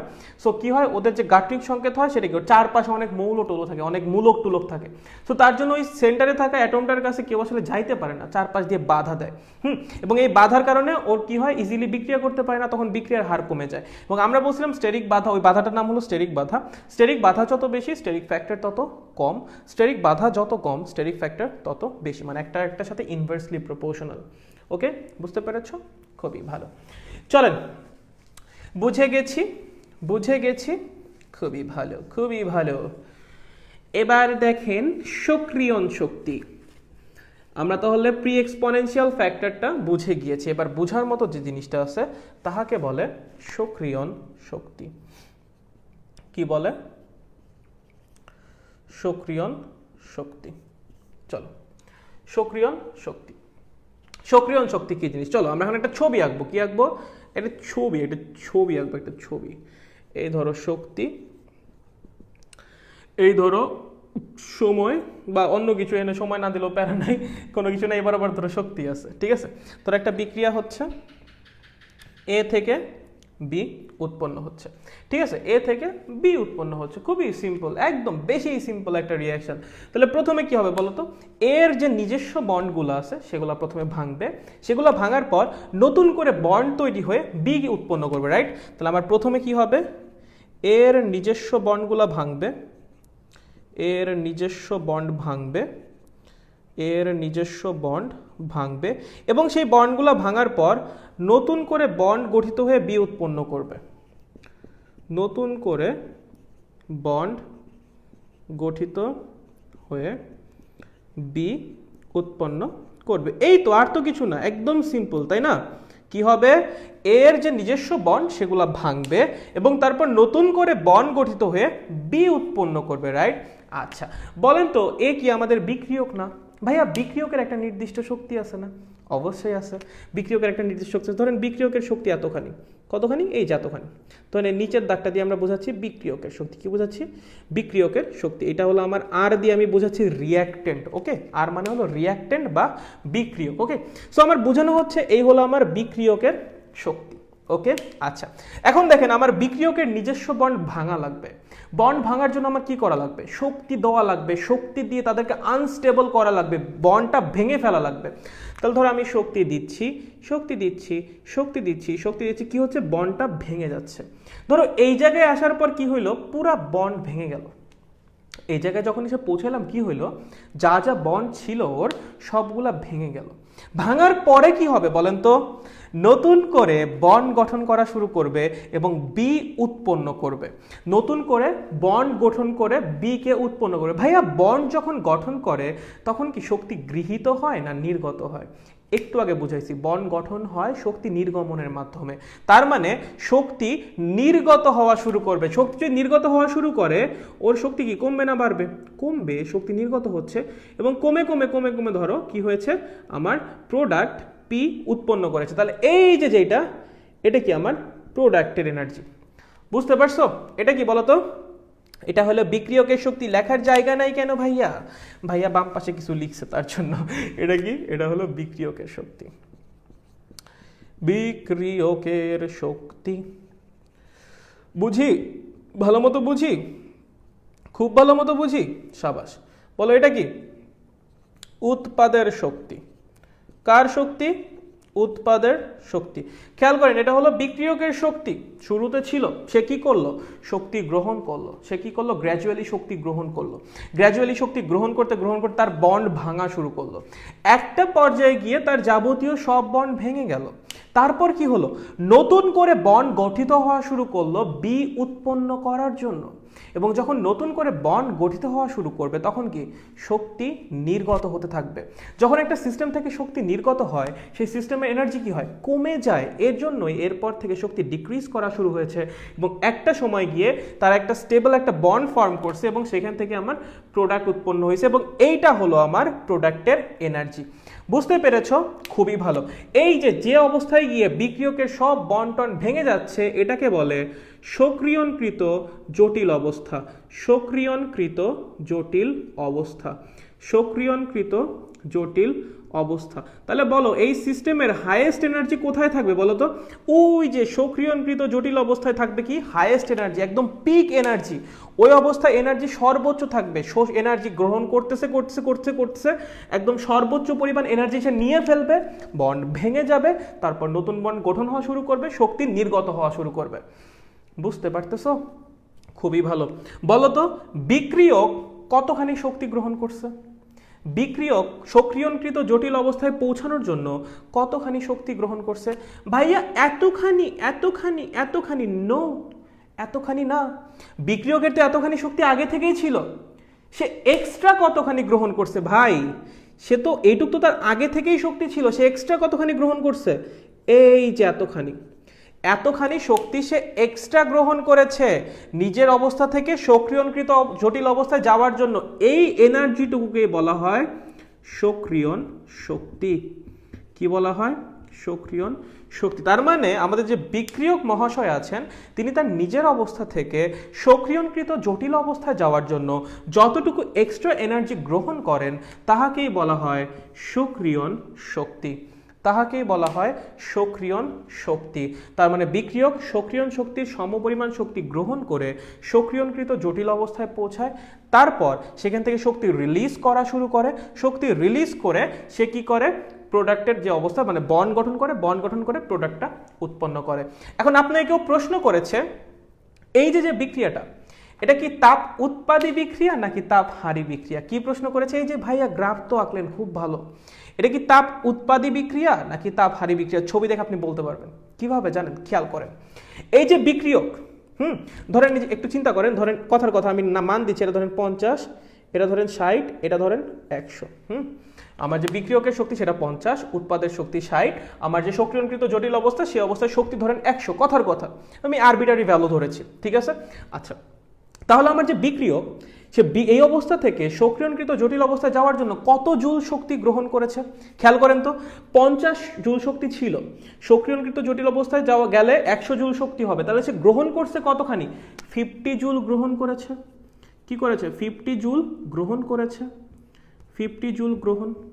দেখেন যখন সে সক্রিয়ণকৃত জটিল অবস্থায় পৌঁছাইলো সেইখান থেকে আবার উৎপাদের অবস্থায় ফিরে আসতে আসতে সে কতখানি শক্তি নির্গত করেছে? খেয়াল করেন তো, সে যখন এখানে ছিল তার শক্তি ছিল 100 জুল, যখন সে উৎপাদ হয়ে গেল তখন তার শক্তি হয়ে গেল 60 জুল, মানে সে 40 জুল শক্তিকে টাটা বাই বাই বলে দিয়েছে। মানে কি 40 জুল শক্তি নির্গমন করেছে বা নির্গত করেছে। তাহলে আলটিমেট রেজাল্টটা কি, নিট রেজাল্টটা কি? 50 জুল গ্রহণ, 40 জুল ছেড়ে দেওয়া, মানে কি নিট রেজাল্ট কি? 10 জুল গ্রহণ না ভাইয়া? যে বিক্রিয়ায় তাপ শক্তি গৃহীত হয় সেই বিক্রিয়াকে কি বলে? তাপ হারি বিক্রিয়া। কি বলে? তাপ হারি বিক্রিয়া। তাপ হারি বিক্রিয়া। বলো বুঝছো নাকি বুঝো নাই? এখন আমি একটা কথা বলো, ডেলিজ দিয়ে বোঝার চেষ্টা করো। ডেলিজ কেমনে বের করে? উৎপাদের শক্তি মাইনাস বিক্রিয়কের শক্তি। দেখতো উৎপাদের শক্তি কত? উৎপাদের শক্তি কত? 60। বিক্রিয়কের শক্তি কত বলতো? 50 মাইনাস কত আসে? 10। খেয়াল করেছিস পজিটিভ আসছে। এর জন্যই তাপহারী বিক্রিয়ার ডেলএইচ আসে পজিটিভ। এর জন্যই তাপহারী বিক্রিয়ার ডেলএইচ কি আসে? পজিটিভ, এবং তাপ উৎপাদী বিক্রিয়ার ডেলএইচ আসে নেগেটিভ। বুঝতে পেরেছো? বুঝতে পেরেছো? খুবই ভালো। চলো আরেকটা বুঝাই তাপ উৎপাদীর জন্য, তারপর কমেন্টে যাচ্ছি আমি। মুছে দেই একটু, সেম গ্রাফ তাপ উৎপাদীর জন্য বুঝবো আমরা। ওকে, অল গুড, শাবাশ। চলো চলো চলো চলো একটু বুঝি, একটু গ্রাফ বুঝি ভাইয়া, ভাই একটু গ্রাফ বুঝান না। হ্যাঁ বুঝাচ্ছি তো চলো দিলাম মুছে, দিলাম দিলাম দিলাম। ওকে ওকে ওকে চলো। আহা ভাইয়া বোর্ডটা নষ্ট করে ফেললেন আপনি মুছতে মুছতে, আপনি তো একদমই ক্লিন না। আচ্ছা ওকে হোয়াটএভার, চলো এই বরাবর আছে আমাদের শক্তি। ওকে আচ্ছা ধরেন এই আমাদের রিয়াক্ট্যান্ট আছে, এই আমাদের প্রোডাক্ট আছে। আপনাকে বলছে রিয়াক্ট্যান্টের শক্তি 60, আমাদের যে প্রোডাক্ট আছে ওর শক্তি 40।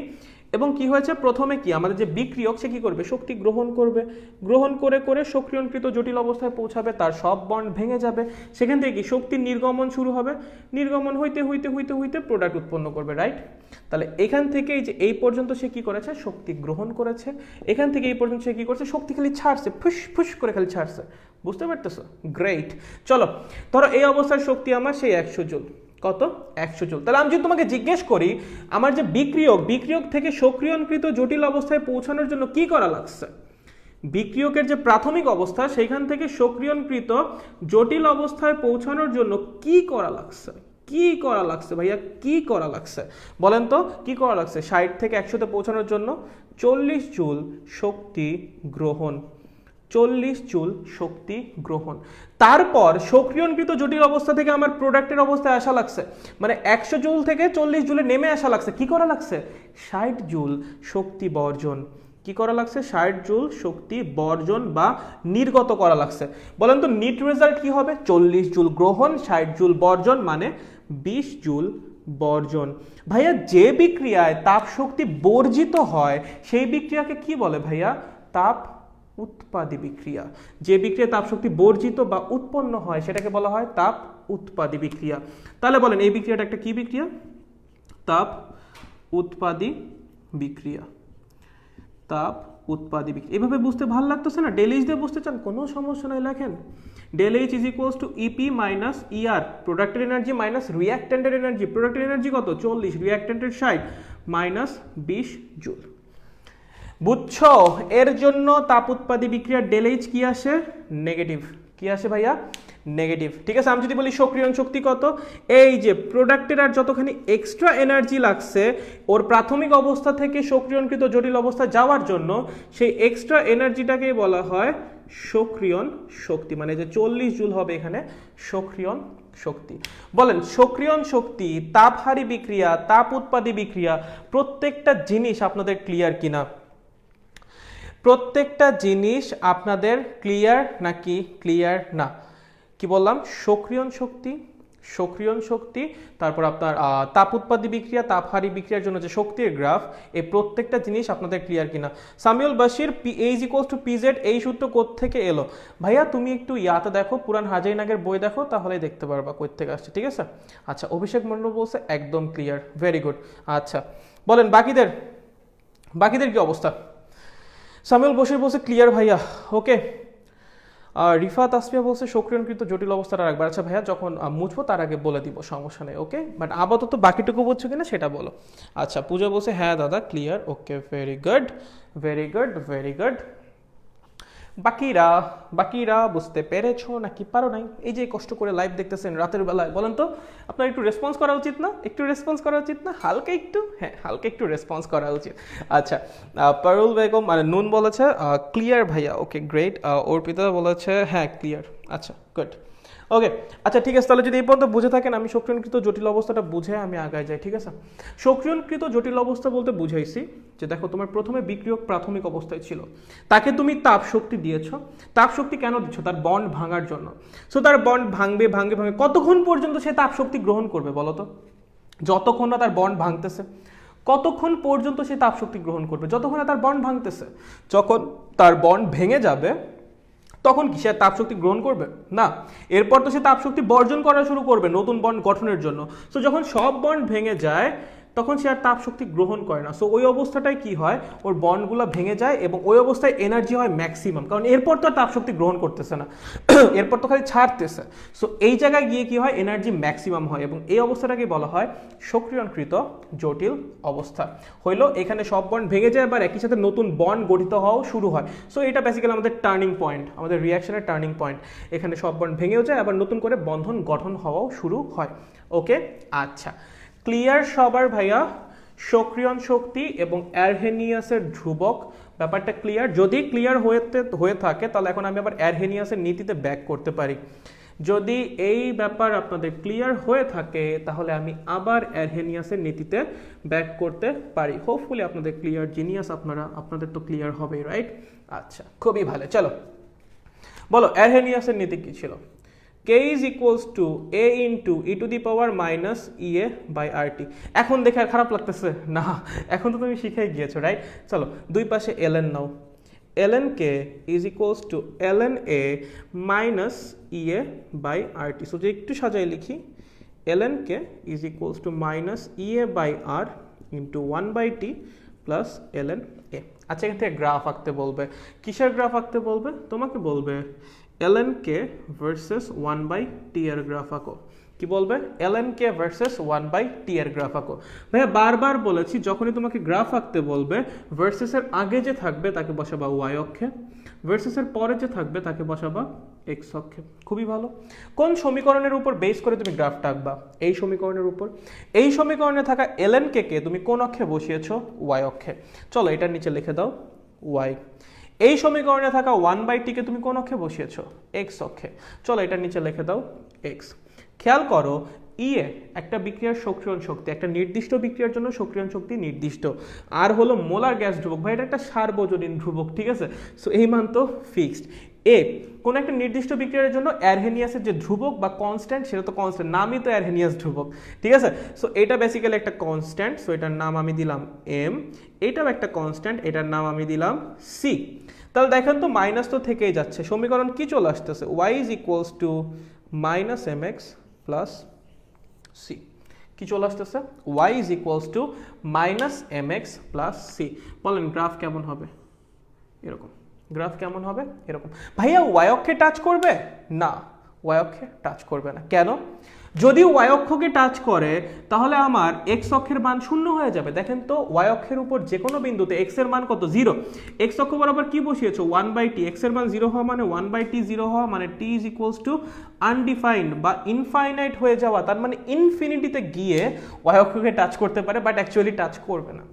টেম্পারেচার ইনফাইনাইট হওয়া পসিবল না, ঠিক আছে? ভাই x অক্ষকে টাচ করবে? হ্যাঁ, x অক্ষকে টাচ করতে পারে, x অক্ষকে টাচ করতে পারে। কেন ভাইয়া? ln K is equals to 0 হবে তখন, k তখন কত হবে? 1। সো k এর মান তো 1 হতেই পারে, k এর মান 1 হতেই পারে, ঠিক আছে? সো x অক্ষকে টাচ করতে পারে, বাট y অক্ষকে এটা টাচ করবে না, ভুলেও না। বুঝতে পেরেছো? এখন আমাকে একটা কথা বলেন, এই যে গ্রাফটা, এই গ্রাফের ঢাল কত? এই গ্রাফের ঢাল কত বলেন? এই গ্রাফের ঢাল কত? মাইনাস ইএ বাই আর। যদি এই অ্যাঙ্গেল থিটা হয় তাহলে কি m is equals to tan theta? জানি তো এগুলা, খুব ভালো মতো মাথায় রাখতে হবে, খুব ভালো মতো। গ্রাফ থেকে যদি প্রশ্ন আসে, গ্রাফের জিনিসপত্র খুব ভালো মতো মাথায় রাখা লাগবে, ঠিক আছে? দেখেন তো, m আপনি কার পরিবর্তে বসাইছিলেন? ইএ বাই আর এর পরিবর্তে না? So m is equals to minus EA by আর।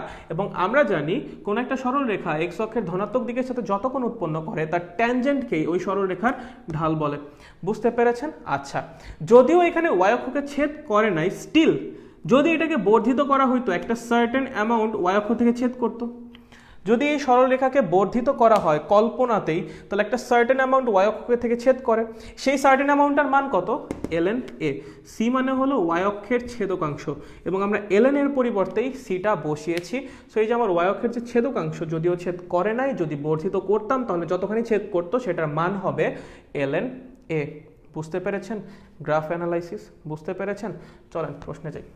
হয়েছে? কোনো সমস্যা? একদমই নাই? সাবাস। চল প্রশ্নে যাওয়া যাক। কে যাওয়া যাক? প্রশ্নে যাওয়া যাক। ভাই রে ভাই, ভাই রে ভাই, চলো। তোমাকে বলেছে, দিলাম, মুছে দিলাম, মুছে দিলাম, মুছে দিলাম, দিলাম মুছে, চলো, তোমাকে কি বলেছে, তোমাকে বলেছে এরকম পুর পুর পুর, এই বরাবর আছে ln কে, এই বরাবর আছে t, ঠিক আছে। তোমাকে এরকম একটা গ্রাফ দিয়েছে, টুস টুস টুস টুস, এখান থেকে এই হলো টান। ওকে, দেখো এই যে এটা ডট ডট কেন দিয়েছি, এটা মিশবে না, জাস্ট জোর করে মেলানো হয়েছে, ঠিক আছে। তোমাকে বলেছে এইটা 30 ডিগ্রি, এটা 30 ডিগ্রি, আচ্ছা খুবই ভালো। তোমাকে আরও কিছু ডেটা দিয়েছে, আরও ডেটা দিয়েছে, বলছে ধরো বলছে এটা দৈর্ঘ্য, দৈর্ঘ্যতে এটা 5 মিটার, এরকম কিছু কি দিব, হ্যাঁ ধরো এটা দৈর্ঘ্য দিয়েছে, গ্রাফের একটা দৈর্ঘ্য দিছে, মানে ঠিক আছে বুঝতে পারলাম এখানে টেম্পারেচার, বাট এখানে তোমাকে এরকম দিছে, এটা ধরো বলছে 5 মিটার দৈর্ঘ্যে, দৈর্ঘ্যে, এবং এইটা দৈর্ঘ্যে কথার কথা 10 মিটার, 10 মিটার, হ্যাঁ এরকম এরকম কিছু একটা দিয়েছে।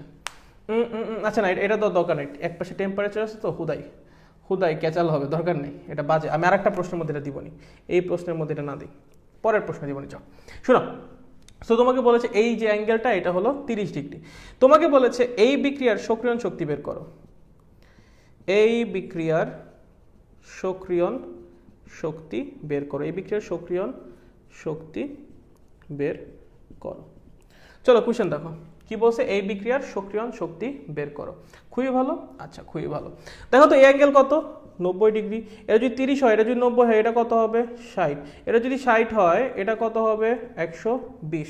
তাহলে এই যে সরল রেখাটা, এটা ঢাল কত, tan 120, কত tan 120। আবার ঢালকেই কি লেখা যায় বলো তো, minus EA by R. So আমার যে ই এর মান হবে সেটা হবে মাইনাস tan 120 ইন্টু আর, যা আসবে তাই হবে আমার সক্রিয়ণ শক্তির মান। একদম ইজি, তোমার যদি কনসেপ্ট ক্লিয়ার থাকে তোমার এগুলো সলভ করা কোনো ব্যাপারই না, চুটকি বাজাবা সলভ করবা, মানে জাস্ট তাকাবা করে সলভ করে দিবা, একদম ইজি। বুঝতে পেরেছো? সো গ্রাফ দেওয়া থাকবে, গ্রাফে কিছু ডেটা মেটা দেওয়া থাকবে, সেগুলো অ্যানালাইসিস করে জাস্ট মান বের করা, আর কিচ্ছু না ভাই, আর কিচ্ছু না, বিশ্বাস করার কিচ্ছু না, ঠিক আছে। আচ্ছা হয়েছে হয়েছে, খুবই ভালো, আচ্ছা খুবই ভালো, খুবই ভালো ভাইয়া, খুবই ভালো, আচ্ছা ওকে।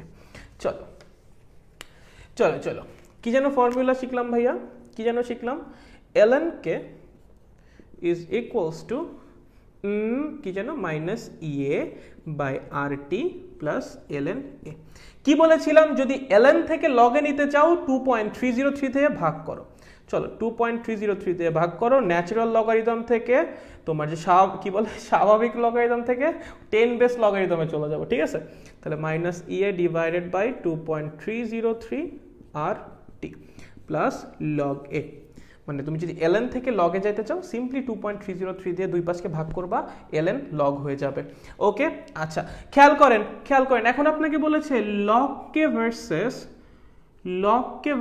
1/t এর গ্রাফ আঁকতে। আগেরটা ছিল ln কে ভার্সেস 1/t, এবার কিসে আঁকতে বলছে, লগ কে ভার্সেস 1/t। চলেন তো ভাঙায় ভাঙায় লেখেন তো, log k is equals to minus Ea divided by 2.303 R into 1/t plus log A. হয় বলেন, লগ কে কোন অক্ষে বসিয়েছেন, y অক্ষে, লেখেন নিচে y। 1/t কে কোন অক্ষে বসিয়েছেন, x অক্ষে, লেখেন নিচে x। বলেন কনস্ট্যান্ট নেই, কনস্ট্যান্ট না, কনস্ট্যান্ট, তাহলে মাইনাস mx, কনস্ট্যান্ট নেই, কনস্ট্যান্ট না, constant c। That means y is equals to minus mx plus c। ভাইয়া গ্রাফ তো দেখে একই রকমই আসে, হ্যাঁ একই রকমই আসবে, চাইলে মিলাই দিতে পারো তোমার ইচ্ছা, সমস্যা নেই, গ্রাফ একই রকমই আসবে, গ্রাফ একই রকমই আসবে। চলেন এইবার আপনাকে বলেছে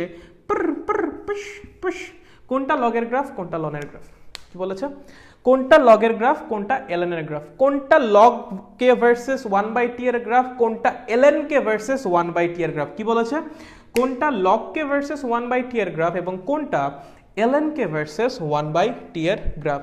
খেয়াল করেন ln কে যখন শিখেছিলেন তখন আমার m এর মান কত ছিল, মাইনাস ইএ ডিভাইডেড বাই আর, ঠিক আছে। এখন m এর মান কত, লগের জন্য m এর মান কত, ইএ ডিভাইডেড বাই 2.303 আর, এটা ছিল আমার ln কে এর জন্য, এটা হলো আমার log কে এর জন্য, তাই তো। ln কে এর জন্য আমার ছিল minus EA by R, log k এর জন্য কত, মাইনাস ইএ বাই 2.303 আর। কোন ক্ষেত্রে ঢালের মানটা নেগেটিভের দিক দিয়ে বড়, কোন ক্ষেত্রে ঢালের মানটা নেগেটিভের দিক দিয়ে বড়? খেয়াল করেন তো, অবশ্যই এই ক্ষেত্রে বড়। এখানে আবার নিচে 2.303 ভাগ করছেন, কেমনে এটা বড় হয়? আনডাউটেডলি এটা বড় হবে। যে সরল রেখার ঢাল যত বড় সেই সরল রেখা তত বেশি ঢালু বা তত বেশি খাড়া, একই জিনিস। যে সরল রেখার ঢাল যত বেশি সেই সরল রেখা তত বেশি ঢালু বা তত বেশি খাড়া। এই দুটো দেখে কি মনে হয় কোনটা বেশি খাড়া বা কোনটা বেশি ঢালু? ভাই অবশ্যই এইটা। তাকায় দেখ, একটা এরকম আর একটা এরকম, কোনটা ঢালু বেশি রে ভাই? এইটাই তো, নাকি? বুঝি? খুবই ভালো। তাহলে এই যে গ্রাফটা, এটা হলো আমার ln k ভার্সেস 1/t এর গ্রাফ, এবং এই যে গ্রাফটা এটা হলো log k ভার্সেস 1/t এর গ্রাফ। বল পারবি নাকি পারবি না? যদি পরীক্ষায় ঠুস করে চলে আসে, পারবি নাকি পারবি না? বল বলো দেখি, ছোট্ট ছোট্ট বাচ্চারা, তোমরা কি পারবা নাকি পারবা না? বলো বলো বলো বলো বলো বলো ভাই। ln এর সাথে -ea/rt, না না গুণ আকারে কেন হবে, যোগ আকারে। ভাইয়া তুমি যখন দুই পাশে ln নিয়েছো, আরে ভাই জেনারেল লগারিদমের কনসেপ্ট। দেখো দেখো, k is equals to a e to the power -ea/rt। হ্যাঁ, তোমাকে বললাম xy, আমি যদি বলি ln xy, কি বলি? ln xy, এটারে কি লিখবা? ln x into ln y? না, বাইরে নিলে প্লাস হয়ে যায়, ঠিক আছে? লগারিদমের কনসেপ্ট, লগের কনসেপ্ট ভাইয়া। ভিতরে গুণ থাকলে বাইরে যদি সেপারেট করে ফেলো তখন প্লাস হয়ে যায়। যখন তুমি দুই পাশে ln নিবা, ln k is equals to ln a plus ln e to the power -ea/rt।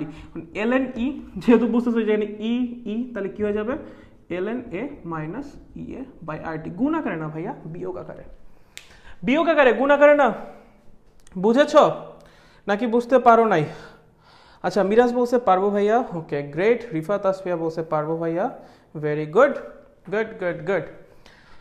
হয়েছে হয়েছে হয়েছে। আচ্ছা, গোটাম ধরে নিচ্ছে আপনারা সবাই পারবেন। ওকে চলেন আরেকটু, আর বেশি না, আরেকটু ভাইয়া, আরেকটু। হয়ে গেছে, অলমোস্ট হয়ে গেছে, হয়ে গেছে আমাদের অলমোস্ট অ্যারহেনিয়াসের নীতি কমপ্লিট। আরেকটু হলেই পুরোপুরি কমপ্লিট হয়ে যায়, আর হালকা একটু হলে পুরোপুরি কমপ্লিট হয়ে যায়। আচ্ছা, যারা লগ দিয়ে করতে কমফোর্টেবল তারা লগ দিয়ে করবেন। আমি পার্সোনালি ln দিয়ে করি, লাইক আমার ভালো লাগে। সো ln দিয়ে করতে চাইলে ln দিয়ে করেন, লগ দিয়ে করতে চাইলে লগ দিয়ে করেন, কোনোটাতেই কোনো সমস্যা নাই, আপনার যেটা করতে ভালো লাগে। ওকে চলেন মুছে দিই, চলেন একটু মুছে দিই। কি করি? একটু মুছে দিই চলো আচ্ছা চলো দেখা যাক। বলেন তো কি পাইছেন? ln k is equals to -ea/rt plus ln a। আচ্ছা, একটা কথা বলছিলাম মনে আছে কিনা, এই যে বিক্রিয়ার যে হার ধ্রুবক, এটা নর্মালি চেঞ্জ হয় না, এটা শুধুমাত্র টেম্পারেচারের উপর ডিপেন্ডেন্ট। টেম্পারেচার ছাড়া কারোর উপর বিক্রিয়ার হার ধ্রুবক ডিপেন্ড করে না। বিক্রিয়ার হার ধ্রুবক শুধুমাত্র টেম্পারেচার চেঞ্জ করলে চেঞ্জ হয়। ইভেন আপনার যে অ্যারহেনিয়াসের নীতিটা, এটা তো আপনার সম্পর্কটাই স্থাপন করছে বিক্রিয়ার হার ধ্রুবক বা বিক্রিয়ার হারের সাথে টেম্পারেচারের। তাহলে আমরা যদি টেম্পারেচার চেঞ্জ হয়, অবশ্যই বিক্রিয়ার হার ধ্রুবক চেঞ্জ হবে। ধরেন যখন টেম্পারেচার T1, তখন আমার বিক্রিয়ার হার ধ্রুবক K1। তাহলে আমি কি লিখতে পারি? ln K1 -ea/RT1 plus ln a লিখতে পারি। আবার ধরেন যখন টেম্পারেচার T2, তখন আমার হার ধ্রুবক K2। তাহলে আমি কি লিখতে পারি? ln K2 is equals to -ea/RT2 plus ln a। লিখতে পারি তো ভাইয়া? চলেন 1 থেকে 2 বিয়োগ করেন। এর ধরেন আমার 1 নম্বর সমীকরণ, এর ধরেন আমার 2 নম্বর সমীকরণ। চলেন 1 থেকে 2 বিয়োগ করেন। কি করবেন? 1 থেকে 2 বিয়োগ করেন, দেখেন তো কি আসে? ln k1 minus ln k2 is equals to, দেখেন তো এইটা আর এইটা কি বিয়োগ করলে বাদ চলে যাবে না? এটা বিয়োগ করলে বাদ চলে যাবে না? থাকবে কি বলেন তো? -ea/RT1 মাইনাস মাইনাস এটা প্লাস হয়ে যাবে, প্লাস ea/RT2। ওকে, দেখেন বাইরে মাইনাস, ভিতরে নিয়ে আসলে কি হয়ে যাবে? ভাগ হয়ে যাবে। জানি তো এগুলো লগারিদমের ফর্মুলা। চলেন -ea/r কে কমন নিলাম, 1/t1 minus 1/t2। সো এই আমাদের আরেকটা ফর্মুলা। যখন একটা টেম্পারেচারে কে এর মান দেওয়া থাকবে, হার ধ্রুবকের মান দেওয়া থাকবে, আর একটা টেম্পারেচারে হার ধ্রুবকের মান বের করতে বলবে, তখন অবশ্যই এই ফর্মুলা অ্যাপ্লাই করে করা লাগবে। তখন অবশ্যই এই ফর্মুলা অ্যাপ্লাই করে আপনার সলভ করা লাগবে। বুঝতে পেরেছেন নাকি পারেন নাই? বুঝতে পেরেছেন নাকি পারেন নাই? বলেন বুঝতে পারছেন নাকি পারেন? বুঝতে পারছেন নাকি পারেন নাই? বুঝেছো ভাইয়া? কোনো সমস্যা? কোনো সমস্যা নাই, একদমই নাই। ম্যাথ আসলে পারবা, একদম ছোট্ট ছোট্ট ম্যাথ। ধরো তোমাকে বললো যে টেম্পারেচার T1 এর মান 25 ডিগ্রি সেলসিয়াস, T2 মান 45 ডিগ্রি সেলসিয়াস, আমার যে এ তাহার মান ধরো এখানে তোমাকে বলে দিছে কত বলছে 8000 ক্যালোরি। কি বলছে 8000 ক্যালোরি। আর এর মান তো বলবে না, এটা তুমি জানোই। তোমাকে বলছে যে T1 থেকে T2 তে গেলে, T1 থেকে T2 তে গেলে হার ধ্রুবক কত গুণ হবে, কত গুণ বৃদ্ধি পাবে, ধরো বলছে কত গুণ বৃদ্ধি পাবে। T1 থেকে T2 তে গেলে হার ধ্রুবক কত গুণ বৃদ্ধি পাবে। তাই তোর সব কিছুর মানই দেওয়া আছে, কিন্তু খেয়াল করিস তুই কিন্তু এখানে সব এসআই একক নিয়ে কাজ করতেছিস। ইভেন তুমি আর এর মানও ধরেছো 8.314, যেটা ওর এসআই এককের মান, ঠিক আছে? তাহলে তুমি কি শক্তিকে কি ক্যালোরিতে রাখলে হবে না, শক্তিকে জুলে নিতে হবে। এই ছোট্ট ছোট্ট ভুল আমরা মাঝে মাঝে করে ফেলি, আমরা এই যে ইউনিট কনভার্সনটা ভুলেই যাই পুরোপুরি, ঠিক আছে? সো একটু খেয়াল রাখতে হবে। এটা কিন্তু ক্যালোরিতে দেওয়া আছে, এটাকে জুলে নিতে হবে। কিসে জুলে? জুলে কেমনে? 4.2 দিয়ে গুণ। কেমনে ভাইয়া? 4.2 দিয়ে গুণ।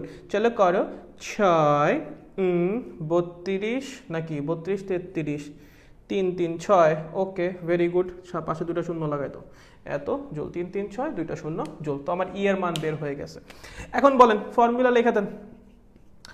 ln k1/k2 is equals to minus 3 3 6 0 0 divided by 8.314 1/T1। দেখেন তো T1 কত আছে? 25। আপনি কি 25 বসাবেন? না রে ভাই না, প্লিজ না, এটা কেলভিনে নেওয়া লাগবে। সব এসআই একক, এসআই একক লেখ 298। বুঝতে পেরেছিস?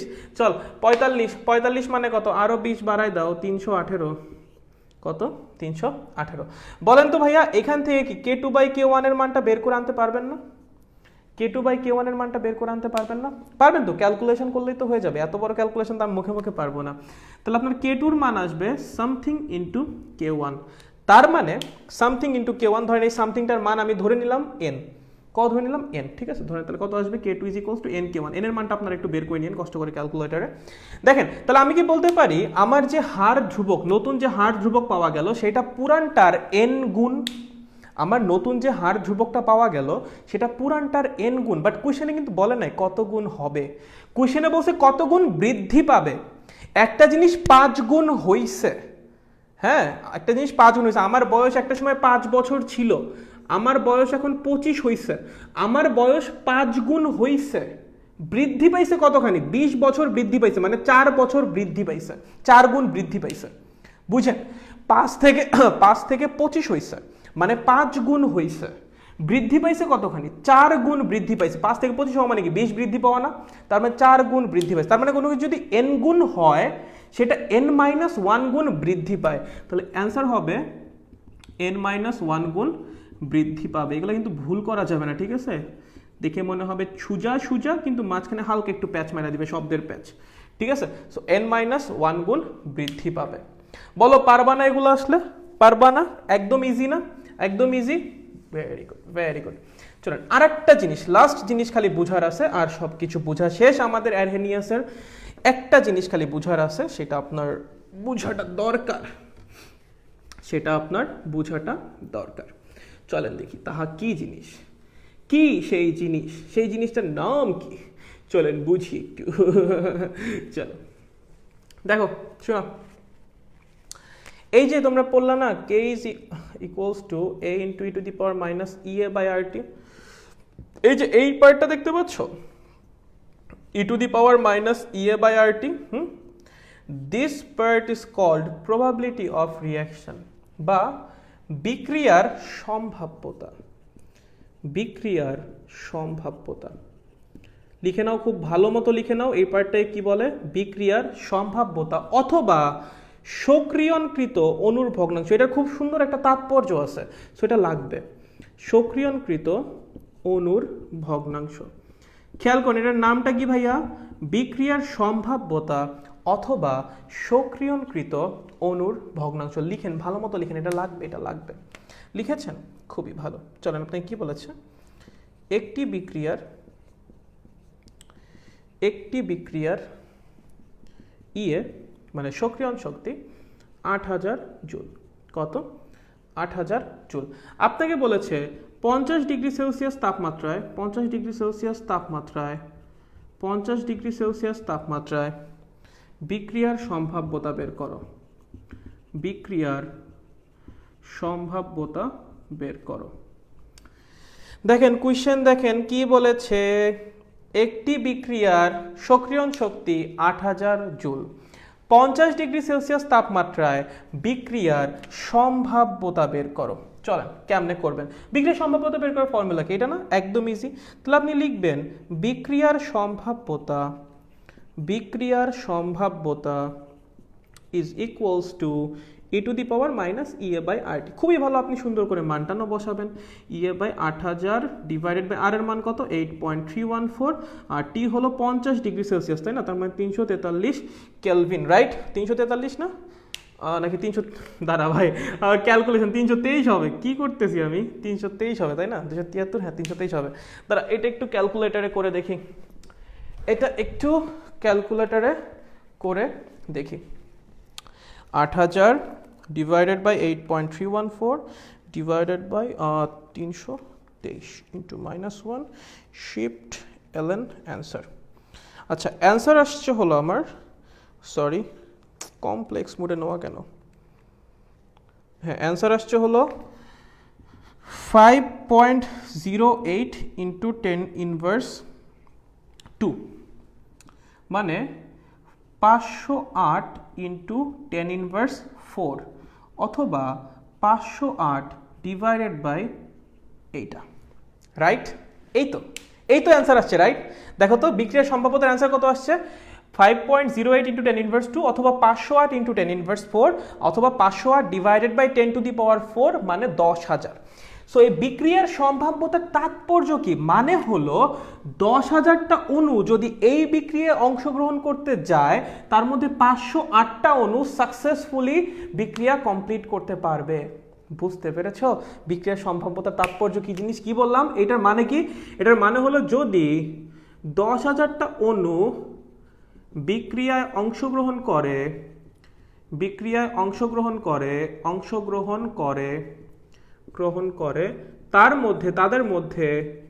তাদের মধ্যে 508টা অণু সাকসেসফুলি রিঅ্যাকশন কমপ্লিট করতে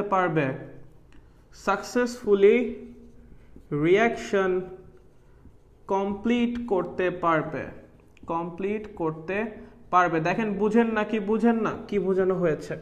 10,000টা অণু যদি বিক্রিয়া অংশগ্রহণ করতে পারে তাদের মধ্যে 508টা অণু সাকসেসফুলি রিঅ্যাকশন কমপ্লিট করতে পারবে, সিম্পল ক্যালকুলেশন। অথবা এইভাবেও বলতে পারেন 10,000টা অণু যদি বিক্রিয়া অংশগ্রহণ করতে যায় তার মধ্যে 508টা অণু সক্রিয়ণ শক্তি অর্জন করতে পারবে, যারা সক্রিয়ণ শক্তি অর্জন করবে তারাই বিক্রিয়া কমপ্লিট করতে পারবে। সো এর জন্য এটাকে বলা হয়, এই জিনিসটাকে বলা হয় বিক্রিয়ার সম্ভাব্যতা বা সক্রিয়ণকৃত অণুর ভগ্নাংশ, মানে কত পার্সেন্টেজ অণু আমার বিক্রিয়ায় অংশগ্রহণ করতে, মানে বিক্রিয়া কমপ্লিট করতে পারতেছে বা সক্রিয়ণ শক্তি গেইন করতে পারতেছে।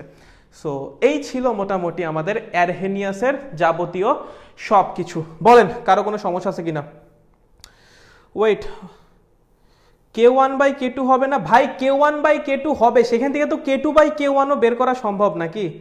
সো K1/K, আচ্ছা ঢাল ইএ বাই আর না, ঢাল মাইনাস ইএ বাই আর, ঢাল মাইনাস ইএ বাই আর, ঠিক আছে? এম এর মানটা নেগেটিভ তার জন্য minus EA by R, okay? Minus আকারে মাইনাস, ইএ বাই আর এর মান তো পজিটিভ আসবে, তার সামনে একটা মাইনাস দেওয়া লাগবে, ঠিক আছে? বলেন কারো কোনো সমস্যা আছে নাকি নাই? কারো কি কোনো সমস্যা আছে? আজকে পড়া রিলেটেড অ্যারহেনিয়াসের যাবতীয় সব কিছু পড়ানো হয়েছে মোটামুটি, আমি যতদূর জানি সব কিছু কভার করার চেষ্টা করেছি, তাও যদি কিছু বাদ থাকে বললেন, সমস্যা নাই। আচ্ছা সামিউল বাসির বলছে বুঝছি ভাইয়া, ওকে গ্রেট, ভেরি গুড। বাকিদের কি অবস্থা? ক্যামেরা ঘুরাই দিব নাকি ব্রো? ক্যামেরা ঘুরাই দিব নাকি? অনেকক্ষণ তো বোর্ড দেখলেন, দাঁড়ান ক্যামেরা ঘুরাই দিন। বলেন আপনার মতামত জানান, আপনি কি বুঝতে পারছেন নাকি পারেন? আয় কি অবস্থা, হ্যাঁ নিজে বিধ্বস্ত। আচ্ছা বলো কি অবস্থা ভাইয়া, কি অবস্থা? আচ্ছা ভাইয়া সম্ভাব্যতার কি কোনো একক আছে? না ভাইয়া, না না না না, অণুর সংখ্যা ডিভাইডেড বাই অণুর সংখ্যা, সো সেম একক, কাটাকাটি চলে যাবে, ওকে? আচ্ছা বুঝছি ভাইয়া, দাদা বুঝছি, ওকে গুড। বাকিদের? দাদা বুঝছি, ওকে ওকে গ্রেট, ওকে। আর এছাড়া আর কারো কোনো সমস্যা আছে? কারো কি কোনো রকম কোনো সমস্যা আছে, লাইক আজকে পড়া রিলেটেড কোনো সমস্যা নাই? একদমই নাই, একদমই নাই, সবার ক্লিয়ার? কারো কোনো সমস্যা থাকলে বল, নিচে বল, আদারওয়াইজ আমি ধরে নিব সবার ক্লিয়ার। ওকে, তাড়াতাড়ি, একটু তাড়াতাড়ি ভাইয়া, দেরি করা যাবে না। আচ্ছা, নুন বলেছে ভাইয়া বুঝছি, ওকে গুড। সাম্বিল বসির বলছে বিছানার চাদরটা সুন্দর আজকে। ভাই আমারে দেখটা, পিছনে দেখার কি দরকার? বিছানার চাদর দেখতেছে ভাই, কাম কাজ। নো প্রবলেম দাদা, অল ক্লিয়ার। আচ্ছা ওকে, গ্রেট গ্রেট, শুনে ভালো লাগলো যে সব কিছু ক্লিয়ার। Okay good. এই তো আজকে অনেকজন মনোযোগ দিয়ে পড়েছেন, আসলে দেখে ভালো লাগছে। লাইক 10-12 জন ছিলেন, বাট তাও মনোযোগ দিয়ে পড়েছেন। বা যারা পরে আসেন রেকর্ডেড দেখেন, কোনো সমস্যা নেই। লাইক সবসময় তো পড়ার মুড বা এনার্জি থাকে না, সমস্যা নেই, প্যারা নেই, কোনো একটা সময় দেখে নিলেই হইলো। ঠিক আছে, তাহলে আজকের ক্লাস তাহলে এই পর্যন্তই থাকুক। সবাই বাসায় ঠিকঠাক পড়াশোনা করেন, সবাই সুস্থ থাকেন, ভালো থাকেন, নিজের ফ্যামিলির খেয়াল রাখেন, নিজের খেয়াল রাখেন। সুস্থ থাকাটা আসলেই অনেক জরুরি। আর ফাঁকে ফাঁকে টুকটাক পড়াশোনা করেন, পড়াশোনা একদম ছেড়ে দিয়েন না। একদম ছেড়ে দিলে কিন্তু পরে ব্যাক করাটা অনেক কঠিন হয়ে যাবে, ঠিক আছে? সো আস্তে আস্তে করে একটু একটু পড়াশোনা করেন। জীবন মানেই ফর্মিউলা দাদা। তাই নাকি? যাই না। ঠিক আছে, সো একদম পড়াশোনা ছেড়ে দিয়েন না। প্রচুর পড়তে বলতেছি না আমি, বাট পড়াশোনার সাথে টাচে থাকেন। এখন পড়তে ইচ্ছা করেন আমি জানি, বাট যতটুকু সম্ভব আপনার পক্ষে পড়ার চেষ্টা করেন, ঠিক আছে? আচ্ছা ঠিক আছে, তাহলে আজকের মতো ক্লাস এখানেই শেষ। বাই বাই, সবাইকে গুড নাইট। অনেকে গুড নাইট বলেছে, সবাইকে গুড নাইট।